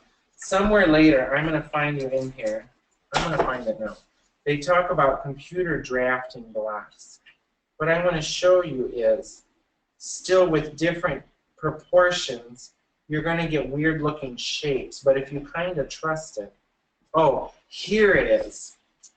If you have your book, look at page 163. And this is a bizarro computer-generated body block because her bust is, you know how I was talking earlier about the armhole might be kind of weird? This is a bizarro armhole. But if their bust is truly robust, that their shoulder isn't going to be any bigger. So this, I just wanted to show you that you start to get different looking things based on different looking body shapes. So if you kind of trust it and then trust your gut, you'll come out all right. That's what I was trying to show you. Okay, so let's measure our dress form. And the other thing that I'm going to show you right now, everybody go back to page 107. This is why I was looking at this page. You'll see that here, the neck is lined up. Where we raise up this ½ an inch of our neck, it's lined up. What we're going to change is the waist of this is not lined up. So if I'm putting a high hip on here, it's a hassle, and I like to have the waist lined up. So just like we made a gap between the front and back of the man's, we're going to make a gap between the front and back of the woman's, and I'm going to line the waists up and tell you about that. And then you can go through the book and do one without the waist lined up, and then you'll see like, oh yeah, it's easier to line the waist up. So let's measure this lady. Oh, she's falling apart. Stay on me. We're going to measure her bust, waist, her across front. I'm going to just do the front measurements while I'm in the front. So I like to measure the bust at the fullest part. She's going to be 33.24. Her back, I'm going to do more front ones. Her shoulder. On the dress form, like it doesn't really have the ball of the top of a human shoulder, so I usually go in just a smidge on the dress form. So like we went to the outside edge, it's like 4 3/4.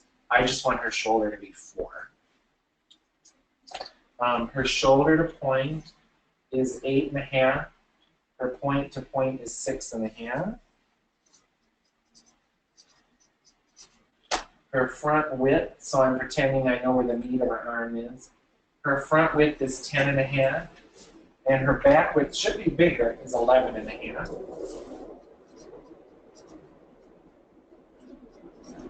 And her back neck to waist, I'm pretty sure is 15. Now, just like the guys one, it had us figure out some dart stuff, but we've got more than the waist dart. So let's go together to page 108, and we're going to figure out the bust dart. So we find the difference between, oh no, that's the waist dart. The bust dart, you just use the chart and use their bust. Her bust is 33, so 33 is between 32.5 and 34. So she's getting a 3/4 inch bust dart. And then the difference between her bust and her waist is 9 inches. So she gets a 1-inch waist dart. There's weird rumbles coming from upstairs. Now we have to do some other computations. So in the second column of 108, it asks us for our bust dart, our waist dart. Then we need to know half of the bust. So half of 33 is 16.5. So half of our bust is 16.5. And I already know that I'm going to divide her bust into quarters later. So I'm going to say it's 8.25 is 1/4 of that. We want to know 1/4 of the back neck to waist. So her back, same as the guys, her back neck to waist was 15. Divided by 4 is 3 3/4. We need to know half of the front width and half of the back width. So half of her front width is 5 1/4. Half of her back width is 5 3/4. We also need to know half of the point to point. Her point to point is 6.5. So her nipple to nipple. So half of that is 3 1/4. The same thing, we're drafting just half of the body. Now, I have worked with some dancers and actors who are very scoliosis. If you know somebody is very twisted, measure the longest side of things and sort out the not longest side of things. Or you can tie a string around their waist, string at their arms, and a string at their chest, and actually measure the right side and the left side of their body. And usually, if that's the case, do that and then kind of blend your two patterns together, because sometimes if you make it fit too well, they will look more twisted. That makes sense. That makes, you want to not highlight the fact that they're not straight. You want to disguise it. We're going to order templates for these, or have Stuart cut them out. There's this cool Japanese flower making method where you just, it's like different little bias folds and pleats and stuff. It's really cool. It looks fun. It's like all paper folding, but to make these stunning, stunning flowers. I don't know how to pronounce it otherwise I would kanzashi. Kanzashi. Get your kanzashi flower books today. And go buy some monkey hair. I learned also in that one, if you have a stain, just use some gasoline. Just put gas on it. Really? We should try it. Okay, so let's see. We have, let me just see. We have half of our back width. We have half our front width. We need to do 1/4 of our total waist. Her waist is 24. Divided by 4 is 6. That's an easy one. Now, she has this also, like we did on the men, put a 1/2 inch to half of the chest so that we end up with 1 inch of ease. If I'm making a corset or a bodice, I don't want any ease. I'll just have to pin it out later. So we're going to draft this exactly to her measurements. So right off the bat, I am going to start with a change. So instead of drafting one solid block with the front and back connected, I'm going to draft a block with a gap in the middle. The other change happens right away too. For the man, so our guy's back neck to waist was 17. We started with something that was just 17 across. But on the lady, if I draw a lady here, this might look pornographic. If I draw a lady here, and her back neck to waist, here's my lady, her back neck to waist is 17, or our girl is 15. This is not 15, and that's what where the bust dart comes in. That's where this dart is. This edge is longer. So for the lady's block, we have to take her back neck to waist plus whatever we decided our bust dart is. So we need, so from here to here with this curve, we need 3/4 of an inch more. So my back neck to waist for the front of my block, so I'm doing this slightly different than the book, but it's the same stuff, and you'll be able to work through the book one and then see why I did this change. So the book says take their back neck to waist and add 3/4 of an inch. Absolutely, I'm going to do that. So I'm making my front block 15 3/4, and it's going to be 1/4 of my bust, so I'm not adding in any ease, so I'm going to go over 8 1/4, and then again my back neck to waist plus the bust dart, so 15 3/4. That's my back neck to waist plus my bust dart.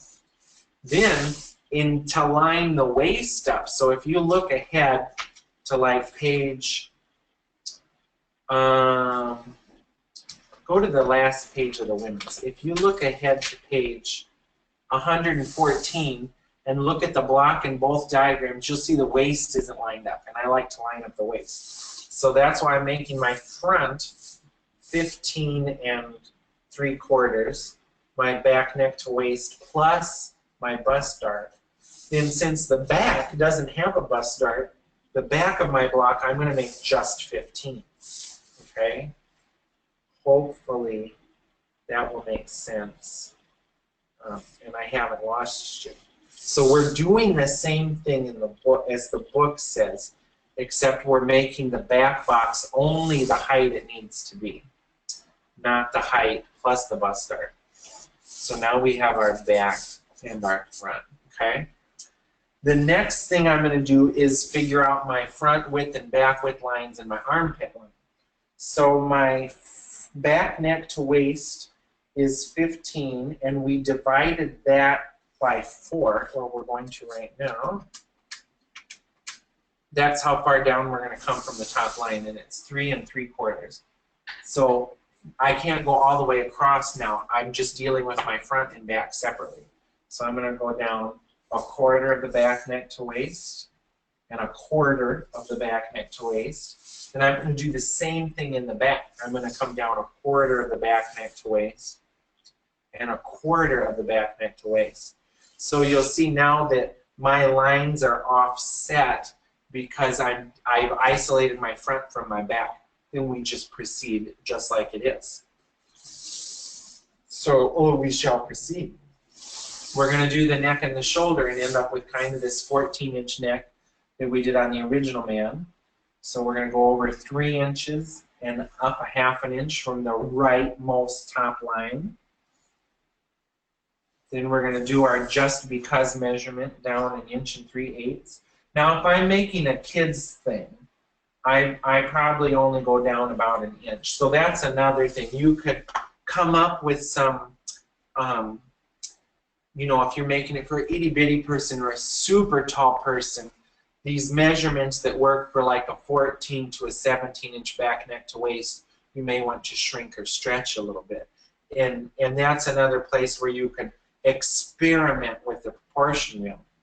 We could say that dropping this 1 3/8 works for a 14 to 16 back neck to waist, but let's say they have a 20-inch back neck to waist, you might do 1 3/4 to keep it in proportion to the system in the book, right?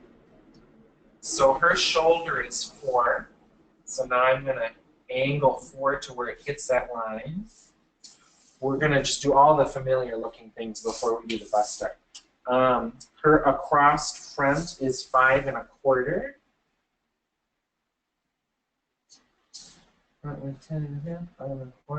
Oh, good. This is an extreme one. So this is coming up with this really sparse set in armhole. Well, actually, it's pretty darn close. This is the armhole that I'm coming up with from the book and her measurements. Then I'm going to eyeball the armhole that I think I like better. And it's just like a 1/4 inch difference. So even though it's a small difference, I'm still going to kind of split the difference just a hair, because I always think you come up with a better fit instead of having something too bad one way or the other. Now let's put in our neck. And you'll see too, really look at the shape of this curve. So if you have less curve, you're going to have a tighter neck. So you really want a nice curve. And think too about places, you know, so sometimes you'll sew 2 pieces together and you end up with a bird, what I call a bird that way or a bird this way. That means that you were missing a right angle somewhere. So let's say this was the shoulder seam. You need little right angles in places. So like right here, that's a little right angle. Right here, that's a little right angle. Right here, little right angle. Okay? Let's put in some back stuff before we do the bust. So since I'm bouncing around, why don't I at least tell you where I'm bouncing to?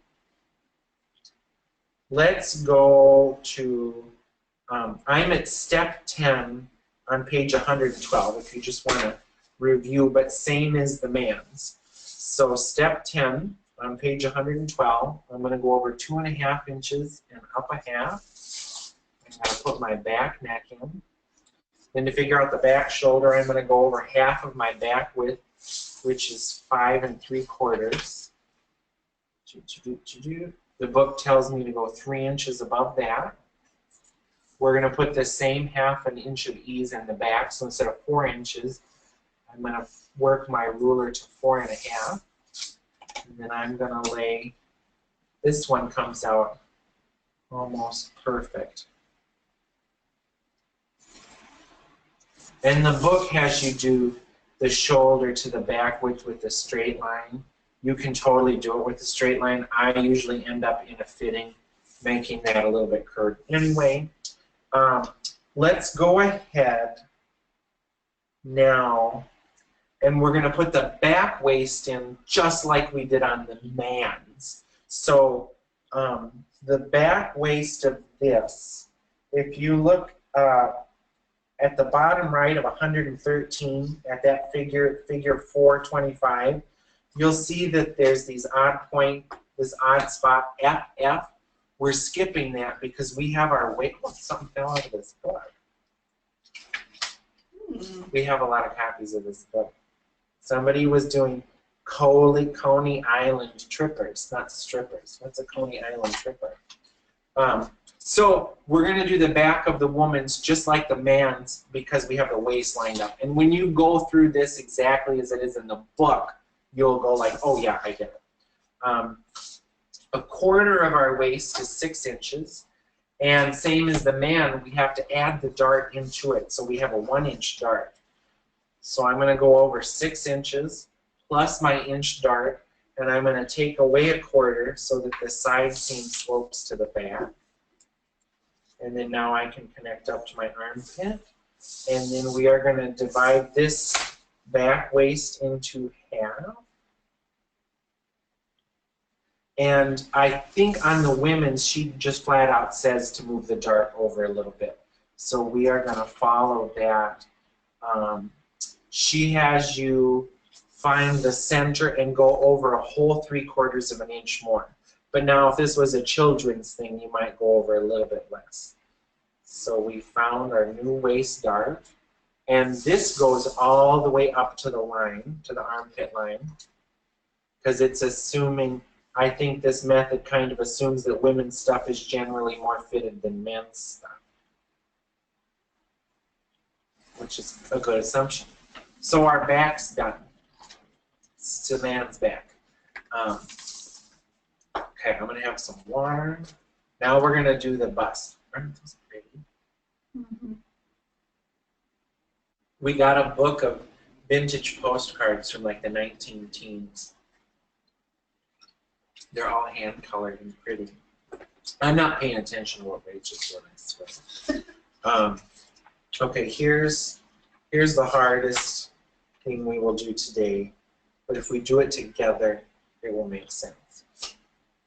Go to page 111, bust point, and this is where we're going to figure out where her nipple is and where the shape of her bust dart comes from. So let's just, this one we actually kind of talk through. So to the left of our to the left of the rightmost line, we are going to come over half of the point-to-point measurement. And her point-to-point measurement is 6.5. So we're going to start with a line that is 3 1/4 inches to the left of the center front. So we're making a vertical line that's as far from her sternum as her nipple is. That's the first thing to put in. Now, the other measurement that's going to help us figure out where her nipple is we measured from her shoulder to her nipple. So that's the next point we're going to put in. So we're going to find, it tells us to find R, which is the center of the shoulder. We're going to find R, and we know our shoulder to point is 8.5. I'm going to push it up a little bit. So I'm going to go 8 inches from the center of her shoulder to the line where her nipple is.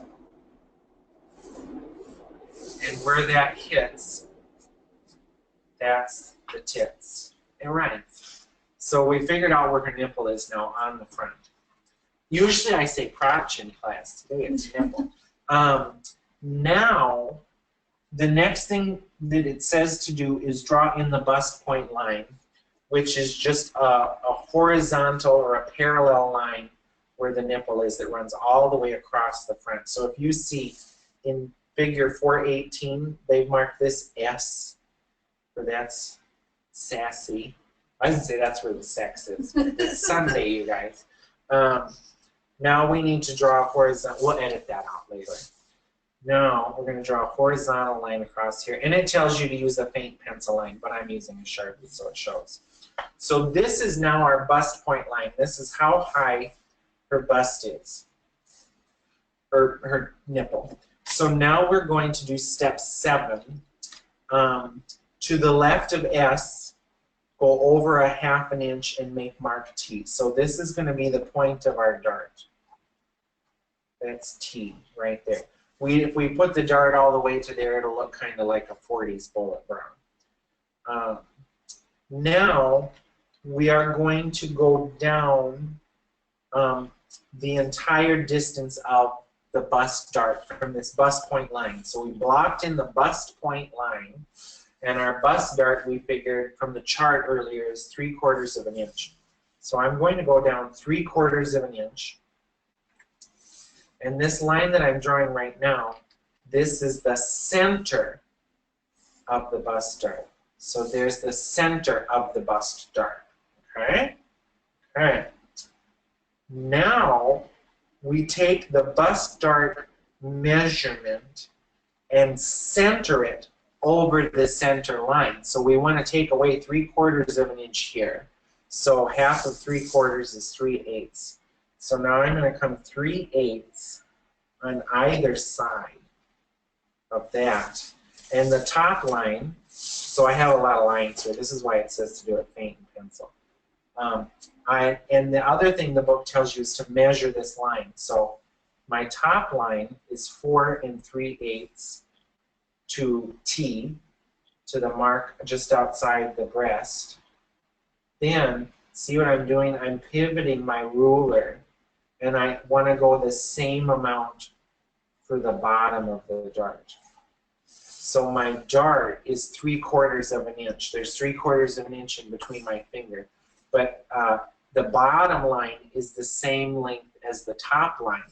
If I drew my bottom line all the way to the side seam, you'll end up easing the dart bottom to the dart top, and then she'll look sad, and you don't want that. So did I lose anybody on the bust dart? This is the trickiest thing we're going to do. And it's in the book. And all I did was show you what's in the book. Still connected, still recording? Yeah. Okay. Now we can put in the front waist, which is just like the man's. So 1/4 of our front waist is 6 inches, and we have a 1-inch dart. So I'm going to add an inch to my 6 inches.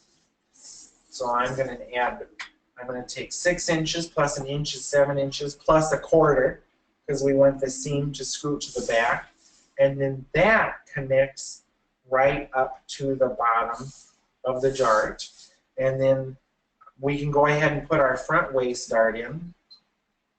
And in the book, it tells you that the front waist dart should be an inch below the nipple. So we are going to measure, so step 9, it says the center line for the dart is already there. It's your point to point, half of your point to point.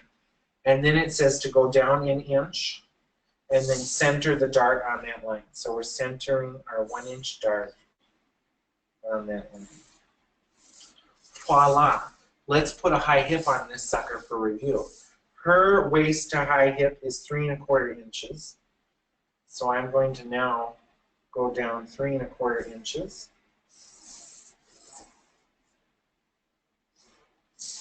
Front and back. My front waist dart. So now I need dart that goes into the high hip. This isn't in the book. So whatever the height of this dart is how long I'm going to make the bottom. So this dart is 6 3/4. So I'm going to come straight down from the center of it, 6 3/4, and put this dart in. Okay. The back dart we want to end or resolve right at the high hip line. Look at that. Look at that. Now, I said her high hip was 32, so I'm going to divide 32 by 4, because we're just always dividing stuff, is 8 inches. So now I'm going to, from my front, I'm going to take my 8 inches, but I got to add this gap into it, because we're going to take it away. So now I'm going to trace, I'm going to go over 8 inches plus my dart. So see what I did? I just used my ruler and traveled down the train track, because I don't want to count the dart, plus 1/4. And then this only needs to be 3 1/4 to there. It's starting to look like a thing. And then this is going to be 8 inches minus 1/4, because I don't have any dart to deal with here in the back.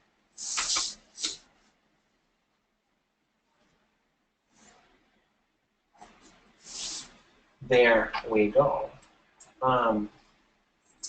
Let me show you the idea behind dart manipulation, and then I'm going to show you how we can manipulate this into that bodice, and also how to turn this into, say you wanted to make a very simple dress from this. Without making a skirt block, you can turn this into a dress. And the nice thing, a lot of the methods don't add a high hip or a low hip into this. By adding the hip into it, if you're a tutu maker, check this out. So we put our hip in, right? We added our high hip in. If I want to make a Hollywood boss, look, I just lost a pattern sale because I'm showing you this. If I want to make a Hollywood boss, I come up however much above their waist I want, then make my notches.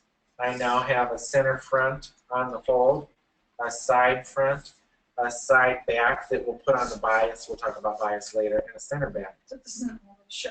Good, it doesn't show. But did you guys get what I did? I just went above the waist, drew a line, and that gives me the pieces to make a Hollywood cut boss or skirt yoke. Where would you cut the pattern at the bust dart? Where would you cut the pattern at the bust dart? Like how are you gonna cut that? I'll show you when. I think that'll be clear when I turn this into a bodice. I bet. Yeah, okay. So what I'm going to do now is just take a piece of paper. I'm going to just cut one of our fronts out without the high hip first to show this dart manipulation stuff. Because it's kind of the principle behind making just about everything that goes on the wall. So I'm going to just make a carbon copy. Actually, I'm going to use my nice weight here. I'm going to copy the front. I'm going to make the exact same thing so I can ruin one before we turn one into. We're going to turn the front into a bodice and we're going to turn the back into a dress. Because what's neat is the same principles for the front of the body apply to the back. I grabbed the worst rotary cutter. I'm going to draw in my dart with my hair. I did a good Salson blue yesterday, so hopefully it's not damn there. If this is your first webinar, you just look at my head and listen to me tell pointless stories. But we get some stuff done. Okay, so I copied my front. I'm going to save this front for a bodice. I am going to cut out this.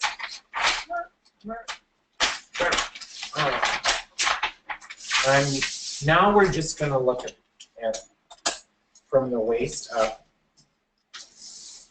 And we're going to take out, I'm going to cut the darts. So, actually, I'm going to go grab one of the half size. Are they on the forms or are they just like? I think they just. Oh, You stamp? yeah.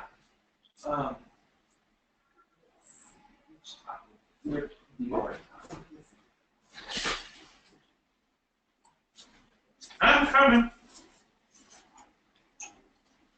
So a great way to advance and develop this stuff is to get, this is a half-size dress form.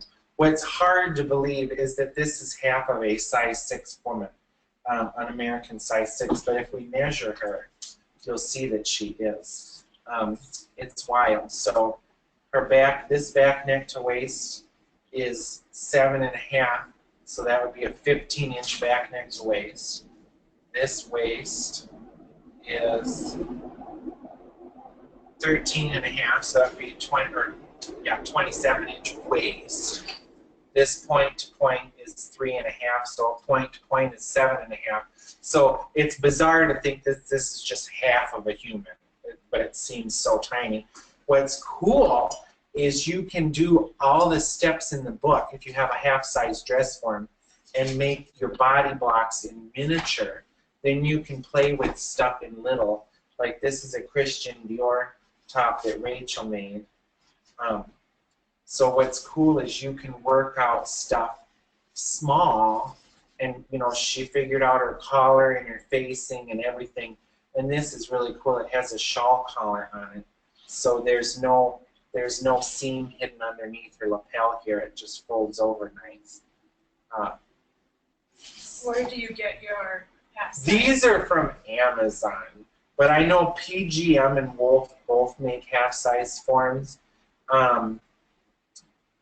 Yeah, and you can get them for men, women, different sizes. A lot of times they're just in 6 or 8, cheap on eBay because a lot of students buy them and then, you know, they get their other careers after they went to costume and fashion school, and then they sell them. So you can make your slopers small and play with them on a little form.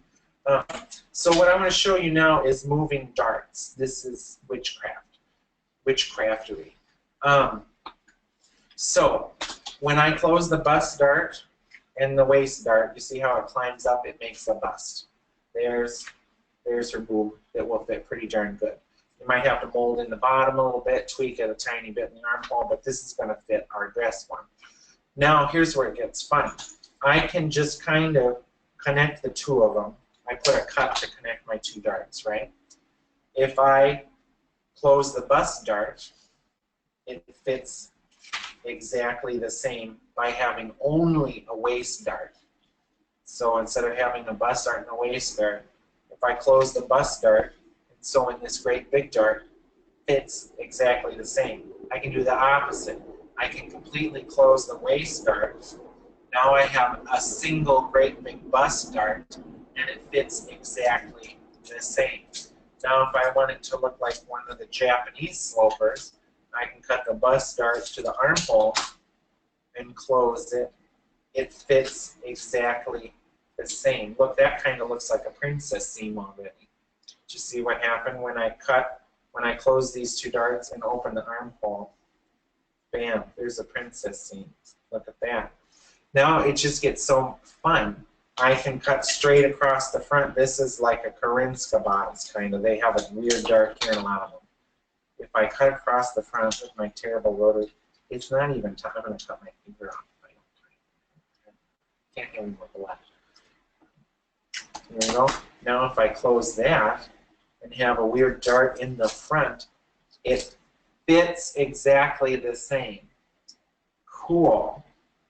Right, it's early on Sunday. So you can just go to town. I can cut it from there to there now and close the dart.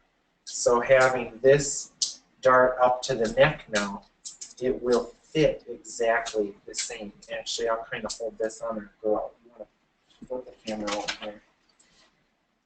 So how neat is that? By having this great big dart up to the neck, it's going to fit our girl and our dress form the same as it would having a bust dart and a waist dart by having that great big dart. Then you can get really wild with it. So when we talk about sleeves later, we're going to talk about slashing and spreading, but you can slash and spread anything. So putting in a dart is taking away fullness so that something fits the body. You can also explode pieces, and that's how you get gathers, pleats, and fullness. So if I want to make just a really wild, cool pattern to impress, you know, the judges on Project Runway, why they don't flat pattern, never do. If I take this and just put a bunch of slices in it towards the armhole, my dart, I'm slicing the dart, right? My dirt. Then check this out. If I start to rotate this away, like this, does that show up on the table? It does. So see what I've got now? I have my center front. I should have put a notch right here and a notch right there. Now I have this big long edge here. I'll strike the table. I have this edge. Here's my front neck. That's my front neck, my Finzen. And then that's my armhole there. When I gather this down, it's going to fit exactly the same. So I will end up with something that looks on the lady kind of, let's see. I can draw this. It's not going to be a good drawing, but I can draw it.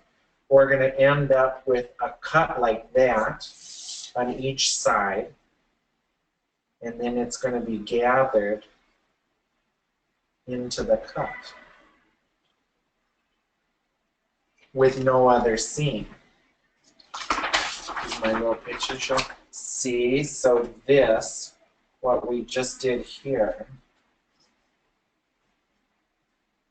splitting that weird split gives you this fun blouse. Cool. Usually people are like just freaking out about it. That's all right. It's Sunday, right? It's Sunday. So did moving the dart make sense to everybody? Hopefully. One person say yes, and we'll move on. Yeah? Okay, good, good. In 45 minutes, we have our half-an-hour break. Oh, yes. Yes. And then we're doing a whole bunch of other stuff. But this is the main thing. This moving a dart, adding a dart, that kind of stuff is the footwork for all this. I'm going to just pour a little water on the table. A little white here. People are amazed. Good. Oh, good. It got a little They're lighter. just quiet. They're just quiet. Well, some people it's really, Maybe really get good. a little alcohol for that one. Yeah, you need a little bit of Little booze. gasoline. Little gas. I'm meant to Oh. get this off. Yeah, if you put Well, gas booze on it. is- Well, bring home some diesel fuel from South Dakota. Okay, so now let's talk bodice, because that's what everybody's really excited about. So we have our front and back again, right? And let me just take this bodice. Oh, it's stuck to the skirt. Well, I'll just take it off. I am going to make this bodice, and I'm not going to shrink her waist like a corset because we already showed that, but let's just look at this and see what we've got. We have a seam in the front. Normally, we don't put a seam in the front, but we put a seam in the front of this because I love decorations. So we have fronts, we have middle fronts, or some people might call this the center front, the middle front, the side front. For today, I'm going to call this the front, and the next piece out is going to be our middle front, and then we have our side fronts. That's the front. Then in the back, we have a side back, a middle back, and a back. And we are going to do our side fronts and our side backs in this one on the bias because we're going to say it's a really gourmet ballet bodice. So the things I need to kind of look at is that I've got two things ending in the armhole, and I've got kind of this tank style strap going on. So that's what I'm going to pencil out first on my body block. Just I'm going to rough it on there. Let's see. So I'm going to take just a pale pencil first. So the first thing you want to do before you get like too crazy is also it's going to go below her waist a little bit. So I'm going to just kind of pencil. I'm not even going to fold away the dart yet. I'm going to just kind of pencil and say, oh, okay, it comes down to a point. I'm going to just draw over my dart with pencil. Then I'm going to also say, okay, I've got this strap thing going on. I don't want it all the way to her shoulder. I want the strap to go about right there. So I'm going to kind of pencil on my strap, the outside of my strap. Now I'm going to pencil on the inside of my strap. Just kind of sketch it on there before you commit to anything. When I was a kid, I always would beg my mother to draw me things that I could color in and stuff. And she'd always sketch and it would make me so mad. And I'd go to her with a Sharpie and say, I need you to pick a line. Because I didn't know what to do. Like, am I supposed to follow that line or this line? I was difficult. Now, I know that I've got these other seams that I want going on. And they're going to run into my dart. So when I'm going to sketch these on, this first one, I'm going to just kind of sketch it. And lo and behold, it doesn't hit my dart at all. It's not a problem. The next seam is going to be where my problem is. But I know that I can open and close darts. Where one dart opens, another seam closes. Or, no, that's not what I was trying to say something Sunday, but it didn't work. So now I'm going to just kind of close my bust dart, just a little bit, and I'm going to start penciling on my next seam. And it's going to kind of run into the bottom of the waist dart. So that's kind of my next seam. Then I'm going to close the bottom of my waist dart, and I'm going to finish this last line that I was just drawing. Curves are always pretty. So now some of this, if it's not running over a dart, I can just finish it right now. So I'm going to finish my hem. So I'm going to close my dart to finish the hem. Because see, if you look like, remember I penciled on a rough hem. I kind of said, here's where the hem of the bodice is going to be. When I close my dart, you'll see that it doesn't line up. I've got this jog up here. It doesn't line up. So that's why I'm going to close it to draw over it now. So when I draw over this,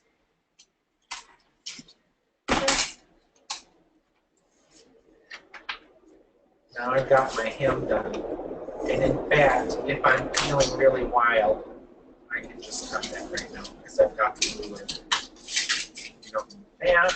Let's cut out our new armhole. So we just brought in the armhole a smidge, because when you're up on the high wire, you don't want a whole lot in your arm. I mean, just look at Nick Walenda's godmother. Okay, now here's one of those spots where you can do whatever you want in the front. If you want it to be a little sweethearty with a little piece of nude, let's just say we're going to put a little piece of nude in here, because people love a little piece of nude.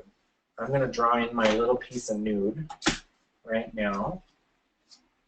And when you have curved lines, you always want to think about them like curving into and out of each other. And usually, see, if you draw part of a curve and then flip the ruler over, it will give you the pleasing the companion to the curve.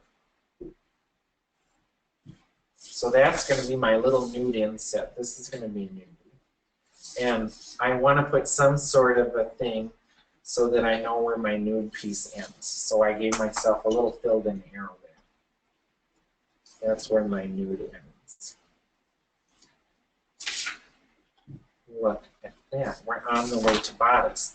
Now, our next seam over is not interrupted by the darts. I need yet another ruler. You can't have too many rulers. I want this ruler. Maybe. Ah! God damn mother. Oh my God, somebody really stuck this one in. I'm coming, I swear.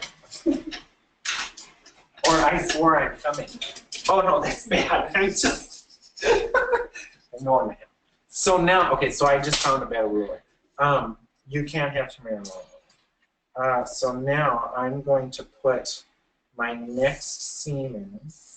And before I cut anything off, I'm going to put in a notch. So I'm going to give this seam a single notch and the waist. And I'm also going to put a little hash mark where the bottom of my nude piece is. And the grain line on my center front, it's actually going to be on the fold. So I'm going to just put in the mark that my front is on the fold. In my middle front, the grain line is going to come from the dart here in a little bit. So this piece I can now cut apart. I've got my front. I've got my nude inset. Put that nude inset in front. Now the middle front, I just need to close this dart and get my line started. So here's the beginning of my seam. I'm going to put 2 notches here. And the other part of my seam surpasses the dart, so I'm going to close this dart now. And I'm going to draw in. I want to keep my lines all blending nice. So now I'm going to cut the dart out. That'll make it easier to see what's going on. So I've cut the waist dart out, and this little piece that's still on my middle front is going to go to my side front. So I'm going to just cut that guy off right now. I'm going to take him away from that piece and give him to this piece.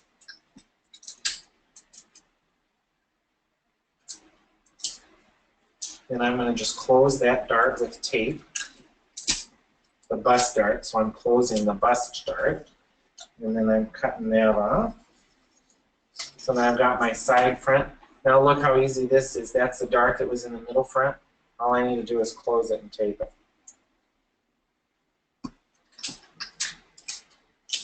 You now can make bodices for a lifetime. I've just lost a pattern customer, but that's all right. So here's our front, middle front, side front nude inset. Now we just want to see how it relates to the back. This batch is done at 12. Yeah. I am going to, before I ruin my back, we're going to talk dresses for a second. So we're good with what I did here. Now, if this is my back, and I was making a dress, if I wanted to turn this into just a simple house dress, I'd do whatever I want. I'd widen my neck. I'd make a princess seam. Let's make it a princess seam with a couple notches. Now check how cool this is. So now, you know, we put a gap at the side earlier so that we didn't have lines crossing each other. But this turns so easily into a simple dress if you just take your side back and extend it however long you want your dress to be. See, I'm just extending this that we've already got. So now I have the side back for a dress with a little, like an A-line dress. Same thing, my center back, if I just continue this dart down and extend it, now I have the back of a basic house dress. So here, so see my center back surpasses my side back. So you would now is the point where you would need to put another piece of paper on it, trace off either your side or your center back. Did that make sense? That made sense? That makes sense. Yeah. Okay, so let's make bodice. Let's finish this. What I need to check out is for my waist, my armpit matches. So I'm holding my side front now in my hand. I'm checking to see that my waist to armpit matches. Then I'm going to flip it and I'm going to match the waist down to the hip. And I'm going to just kind of put on a little bit of the curve from the front because I want the front to blend into the back. So I'm just seeing what is going to blend from the side front to the side back. Then also, I remember that I took off about 3/8 of an inch from the shoulder outside in my front. So I've got to take that off there. And then I'm going to just kind of figure out where my shoulder meets here. I need a little bit of a right angle at the back. I'm going to put my ruler on there. Make it look nice. Impress your neighbors. Now I can finish the hem of my bodice, so I'm going to just do the same thing. I can pencil it on kind of, right? Or if you want, just go for gold. Close your dart. And I'm going to just cut it out instead of laying the ruler on it. Actually, I should make the hem a little bit of a right angle at the bottom. So we've got that. We can get rid of all of this. And we're going to do the same thing in the back. We're going to have a side back, a middle back, and a back. I'm going to just pencil on my side back. It's going to go about right here. So I'm going to give that 2 notches and a single notch. Actually, 2 notches and 2 notches. This is going to become a side back train to come in. Now, I want to figure out where my middle back is, and I've got another dart to deal with. So I'm going to kind of close the dart a little bit and just kind of get an idea for where my middle back might go. It's going to go right there. And it's going to kind of curve over a little bit. And this, I'm going to give 3 notches to, so I know it's the backmost piece. Now, we've got to work out this dart that was here. So I'm going to just chop off my side back, because he has no problems. I am going to cut off my center back, and a smidge of my center back, a smidge of my center back went over the dart. But it's so minute that the other absolute trick that you should know, so if I cut that out, it's tiny, it hardly does anything. When you have itsy bitsy dart trouble like that, you just fold it together and tape it. And if you have a teeny tiny bubble in your paper, just smash it down. It's very technical. So all I've done is smashed away my bubble. You can press it with a little bit of steam you want, and then it'll lay flat. So now I have my back, and the straight of grain on my back is going to go up the center back. Now, let's deal with our middle back. We've got dart trouble, so I'm going to cut the dart out. I'm going to get rid of the part we don't need. And what happens when I try to close this now is I have overlapping. I have stuff, it doesn't just close. So I'm going to close the longest part of it. Right, I'm losing stuff in my high hip. But then, if I just slice across the part where I'm losing, I can now open that back up and fit them together. It's like a little bit of surgery here. And then I have a teeny little gap in at the waist, but it's not going to cause a problem. Because this edge fits perfectly, and this edge, when another step is called truing up or walking it together. That's where you actually like take your fingers and match the seams up. So what's neat here is we have this one single dart in the middle back. When we lay our side back to it now, you can see that half of that dart is just magically moved to here, and the other part of the dart moved up to the back armhole. But when it's sewn up, it's going to fit exactly the same. So if you've got a group of girls that you're constantly making stuff for, divide them into a few sizes, like by height, chest, waist, or even just by height, chest, because waists are always easier to adjust than chests. Then make sloper, make a big body block in muslin, or twill, or toile, in all your basic sizes, fit it on a few girls, see how it fits, pin in the sloper, and then make your patterns from there.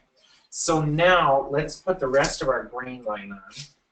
Our middle front and our middle back grain lines are going to be centered with the dart. So our middle front and our middle back, we're lining the grain up with the dart.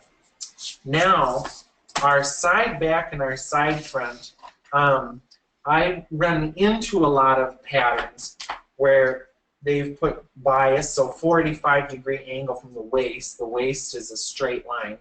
I've seen a lot of patterns where people put a bias on the front, and then they come over and put a bias on the back. But what happens when you sew them together, actually let me do it that on the back side so you can see exactly what I mean. It's a problem. So here's my waist from the front. Here's my waist from the back. If I put bias on my front like that, and if I put bias on my back like that, right? The bias is perfect to each piece, but hopefully this will show. Yeah, it does. So you can see when I sew up my side seam, I've got one bias running like that, and my other bias is running like this, and they run into each other, where they should be forever parallel or one single straight line. So to remedy that, you can pick either the front or the back and put the bias on that piece first. So I am going to put the bias on my back. Actually, I'll put it a little higher. I'm going to just move my straight line up a little bit higher. I'm using a little ruler. So I'm going to put bias on my back, like that. Then I'm going to imagine these two pieces are sewn together, and then I'm going to put the bias onto the front. If you take the bias from each piece separately, you end up with all sorts of horrible waves that will never go away. And the other thing is, you don't want bias that goes like this. You don't want, you want that, people would say you have two different flows of bias. You want the bias to all flow in one direction, so that on the other side of her body, the bias is flowed in a mirror. It's mirrored. Then when she raises her torso up, the bias acts like a Chinese finger trap, sucking in at her waist while her bodice goes up and then opening back up when it goes back down. Balance your flow of bias. Okay, yes. So what happens if you have two different biases? Make them the same. If you have two pieces that have different bias, if you have two pieces side by side that are getting bias, just lay them together and pick one of the biases, because you don't want a kind of this angle and a kind of that angle. You want to you're imagining that this is actually one pattern piece that's coming from her back and wrapping around her front. And you can make the bias go the other direction. You can make it go this way or this way. Yeah? Answer that? Gold star. Okay, we're going to start a sleeve block before our break, and then we're going to do sleeve, pants, skirt, and collars, which are minor compared to this stuff. But let me grab another picture. Fun fact, $2 million of ostrich feathers went down in the Titanic. Jeez, that's a lot of ostrich feathers. I need a Victorian block. I thought you had the model. I do, but I don't know where they are. Oh, Harper's Bazaar, that's good. The best time period to look at and to figure out how they make different patterns is Victorian stuff. Oh, I thought some of these were colored. So corset, right, takes away their waist, but then you just draft to what the new size is. You make a body block to fit over their corset. But then what's fun is when you start to get into fullness. So we've talked about making something fitted, and we'll talk about more about fullness when we do a sleeve. But you know, all of this stuff is just, it doesn't really show. It's just putting the seams where you want them. You know, it's adjusting the seam, moving the seam. Then, you know, if you're making a blouse that's fluffy, that's just slashing and spreading. So if I wanted to make, cut off one more little block. So if I've got the front of my lady's body block, right?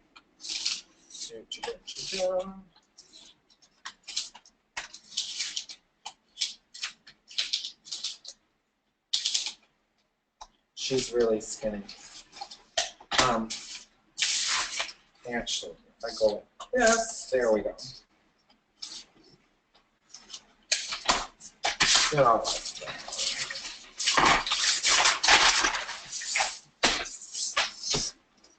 So now, if I want to make a blouse that's full, if I want to make something that's got some gathers at the waist, I'm going to close my bust, right?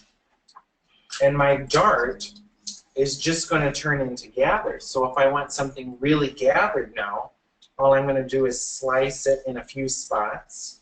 So wherever I slice to is where the gathers will fade away. So if I just slice that up and open it, right? Now that's how you start to make or add fullness. So I've sliced my bottom open and I've fanned it out, and now I have volume to squeeze down. Okay? And there's more explanations of that in the book, but we've covered the guts of it. Do you know what arm is? I don't even know if I've seen it since we moved. We might measure Rachel's arm. 2 seconds, have a drink break. You know what? I can just make up measurements. Oh, arm! Where's the arm? Is it by an oval there? I don't think so. Oh, we can measure that white mannequin, actually. That'll work. We found an arm. We have an arm that we usually use, but I have no idea where it is. Okay, so we're going to move on to making a sleeve block.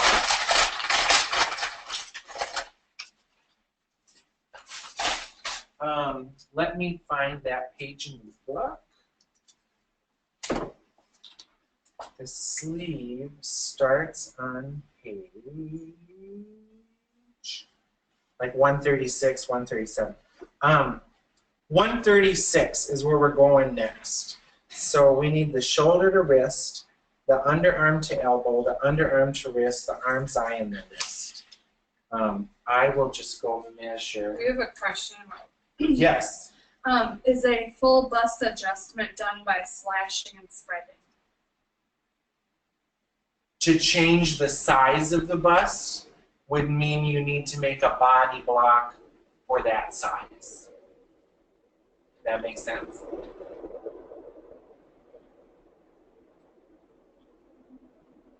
I guess so. Yeah, like when you're getting into bust and waist, if it's you draft for the size that you need, then you put in the style and design. So we're not really sizing that pattern. We would start with a new pattern for the new bust size. Okay, so I'm going to go over to our girl. Shoulder to wrist, underarm. I'll write them down. Shoulder to wrist. Scandalous. I know. She's not covered up. She's wearing the half of a macaroon costume. Okay, I'm going to measure her shoulder to wrist, and I usually go from the very top of the shoulder down the back of the arm, and if the girl can bend her arm, I tell them to bend their arm a little bit. So our shoulder to wrist is 24. Then we want the underarm to the elbow. So I'm going in her armpit, and you don't want to let go jammed up into the armpit. Our underarm to elbow is 9, and our underarm to wrist is 8. Underarm to elbow is 9.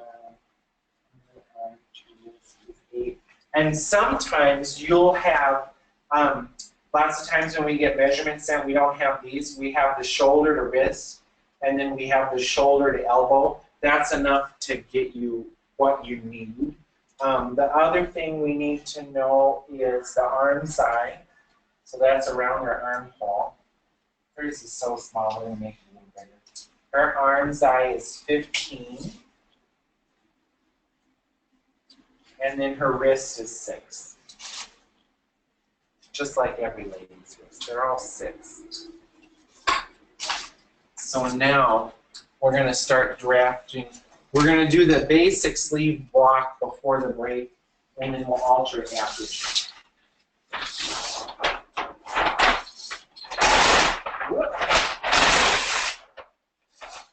Then after the break, I think everybody joined at the webinar page the part 2, so you'll have to then enter the second half. You won't leave this one running, right? Right, re-enter the second one. Okay, so fancy that. The sleeve starts by making a rectangle with width and height. So the height of our rectangle, the AB and CD height, is the same height as the shoulder to wrist measurement. So ours is 24. So I'm going to go up 24 inches. And then the width of this rectangle is made by taking the arm's eye minus 3 inches. So our arm's eye is 15. So we are going to make it 12 inches wide. So if your arm's eye was 16, it would be 13 inches wide. And I find this one, taking 3 from the arm's eye, seems to work for men, women, big men, big women, little kids. It kind of just works for just about everybody. Then the next thing it says to do is to divide that in half. And I just want to show you too, even though it's an easy measurement in the ruler, sometimes you'll find with certain things, when you're doing stuff in halves and quarters, sometimes it's easier to just fold your piece of paper if you have weird numbers. I didn't have a weird number that time. But. Then surprise, surprise, we're going to divide it in the middle. And the sleeve, the front will end up on the left, and the back will end up on the right. And that's another thing that's left over from pattern manufacturers. We should draft it the same as the block, but we're all set in, you know, Butterick mode. Okay, now we're going to add, okay, so we have the shoulder to wrist measurement is the height, and the width is our arm's eye minus 3 inches, which I find works for just about everybody. Now we're going to put in the construction lines. So we are going to go to G up from the bottom, and that is going to be our underarm to wrist measurement, and that's about where the bicep ends up to. So our underarm to wrist was 8, was it 18? I wrote down 8. Coming right back.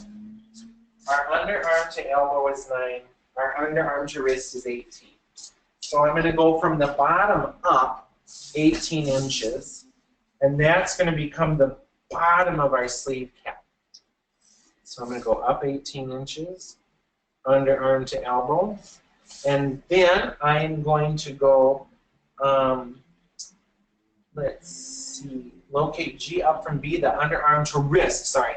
G, so this line is up the underarm to wrist measurement, and you connect that with a line. Then we are going to go down from G, the underarm to elbow measurement. So this is the armpit right here, this first line we put in. And then we are going to go down 9 inches.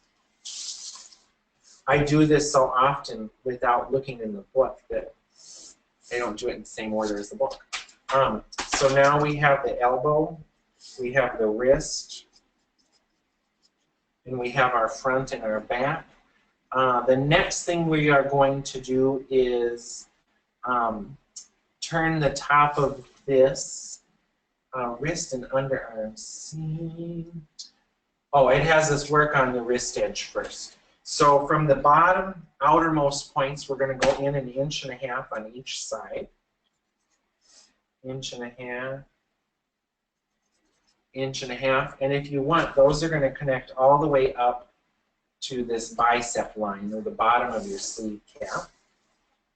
We do that. This mannequin has very long arms. We do that. Now, the next thing we are going to work at is the sleeve cap. And we are going to connect, we're going to shape the top of it like a kite. So this center line is our shoulder. That's our shoulder up there. So now we're going to connect the bottom of the bicep up to the shoulder on each side. And then it has you divide the front and back section each into 3 equal parts. And the easiest way to do this that the book describes is to just take a piece of paper, that width, and fold it into thirds. This is a good way, too, to place hooks and bars and buttons on a blouse if you don't have anything. Just fold a piece of paper. So we're going to divide that into thirds. And then we are going to connect these lines running up past this top of the kite. This is the next thing it shows us to do. So we're going to make a sleeve cap that has more at the back than it does at the front. So now in the diagram at the top of page 137, we're going to mark points M, N, O, and P based on the information given there next to the diagram. So it says A, B, C, D. M is 3/4 below the line. And just look at the picture to see where M is. So M is 3/4 below the line. N is 3/4 above the line. Then we skip the shoulder. O is 1 inch above the line, and that makes the back of the cap a little bit higher. And then point P is where these 2 lines intersect right there, and that also makes the back higher, so that gives you more room to move your arm from the back. Then we're going to take a curved ruler and fit all of this together. So we're just going to, and this is another one of those places where we kind of look at what's going on in the picture and try to repeat a similar kind of curve.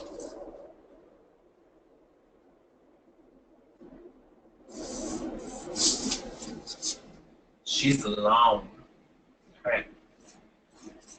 So now we have the front cap, back cap, and the wrist, which is kind of large, but I'll show you in a little while how to chop this up and make changes in other kinds of sleeves. And since this is kind of theatrical and dance gear, I'm going to show you how we put gussets into stuff also. So this point P, I'm going to give that 2 notches. That's our back balance point. And the balance point is where the sleeve leaves the cap and becomes the under part of the sleeve. So, so the cap, the over sleeve, or the full part of the sleeve is where your ease and gather would be. Then on the underside, or between your balance points on your underarm, there should be no extra fullness. So point P is the back balance point, and the front balance point is wherever this curved line intersects the straight line. So to put a gusset in this, and this, it shows some gussets in the book, but I'm going to show you how we do it. So the back balance point and the front balance point aren't at the same spot. The front's usually higher. So I'm going to split the difference between them. So the back one is 2 inches. The front is 2 3/4. So I'm going to make a line that's 2 3/8 inches up from my bicep, or up from my armpit. Then I'm going to use a flexi ruler. And remember, lots of people goof this up because 0 isn't at the end. 0 is somewhere in from the end. So you just have to make sure that you're actually using the 0. So from where this new line I drew, so I split the height between the balance points up from the bicep. So where that new line is, that's going to be the height of my gusset. So I'm using my bendy ruler to make the shape of a gusset until it hits that line. So there I've started part of a gusset. Now, where people goof this up is I'll see people talk about putting this line in, and then they just connect it straight up. But what happens is when you connect it straight up, you're taking away from the cap of the sleeve. You actually, whatever this measures, you need the same measurement or a smidge more for the top of your gusset. Otherwise, it's going to be too tight and they still won't be able to lift their arm. So now let's do the back one. So I've measured from where I'm pivoting my line. I want the same amount of line. Then I usually come down about the same amount I went up. So I'm going to go down about 2 3/8 and make another line. And that's where I'm going to join my gusset back into the main part of my sleeve. So I'm going to make a curve that goes that way and a curve that goes this way. So now we've made a really nice gusset. Now the more movement you want in their arm, just the shallower you need to make the cap. So I have a really fitted cap. So this is like for a Chanel jacket, but I have a gusset. So in theory, she should be able to raise her arm. But if I'm even doubting myself a little bit, I can even soften out that curve in the gusset a little more. So the less high the cap is, the more movement they have in the arm. And also by adding a gusset, the more movement they would have in their arm. Then you just want to take a tape measure. So if you have your body block, so if I have my ladies or my man's body block, I'd measure their armhole on the body block. Then I would note those 2 measurements down, and I would hope that when I measure my front sleeve is about 3/4 of an inch bigger for a fitted sleeve. So this is 8 1/2, so I would say that this fits a front armhole of about 7 1/4. Then I would measure my back, and the back should have more ease for a fitted sleeve. So if this is 9 inches, I would say my back armhole should be about 7 3/4. There should be a little more ease at the back than at the front. And even when we start splitting this and adding fullness and volume, you want always a little bit more at the back than the front because it helps people move their arm. Would you add gusset to make ballet dancer tunics? Every single time. Even when I've made human clothes, I put a gusset in it. Gussets, gussets, gussets, gussets. So let's start the process now of turning this into a two-piece fitted sleeve. And then we will talk a little bit after the break about fullness and sleeves and stuff. So all I'm going to do now is divide. So my bottom, right, we're getting rid of that. This space in here is our wrist, which is big, and we can shrink up later. But if I'm going to put an opening in here, you want the opening at the back of the sleeve. And I'm going to divide the front and back. Here's another nice thing, too. In a pretty sleeve, the front is always a little bit higher than the back. So this little curve I'm putting in, that makes so that when you stand this way, this is right here at your wrist, and the back it's just a hair longer. It looks nicer. So to make a two-piece sleeve, we are going to slice from our wrists up to the balance points. And this is in the book. So I divided my wrist into quarters, and I'm slicing that up to the balance points. And now I want to put in a couple notches so that when we make our two-piece sleeve, we have something to line up. So I'm going to cut this out now.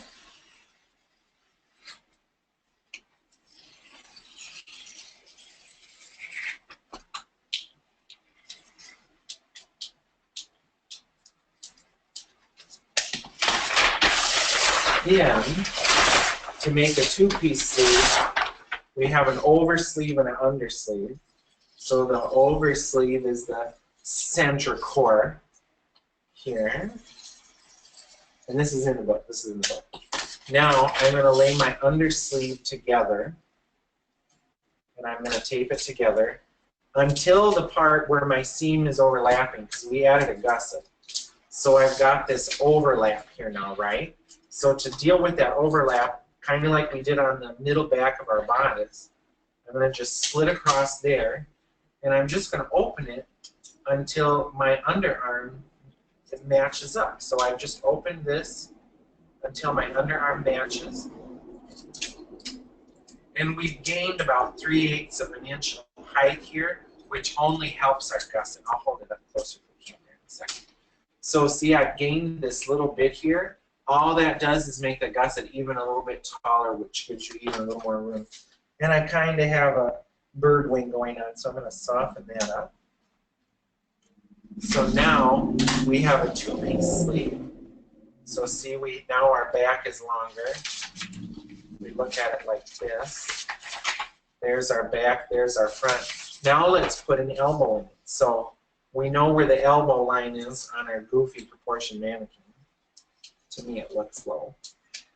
And to put an elbow in it, all we're going to do is open up about 1 inch at the back side of the arm. So this is our back seam. We're opening up and giving her an elbow. Same for a man. Then you would just retrace this or fill this in with paper. Or make tape bridges. I like tape bridges.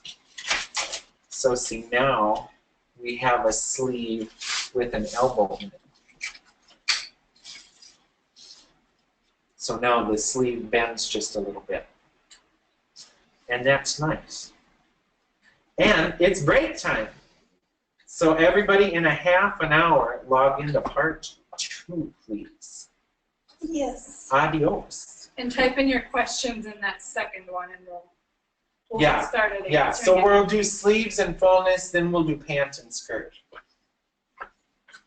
See you there. Potty break.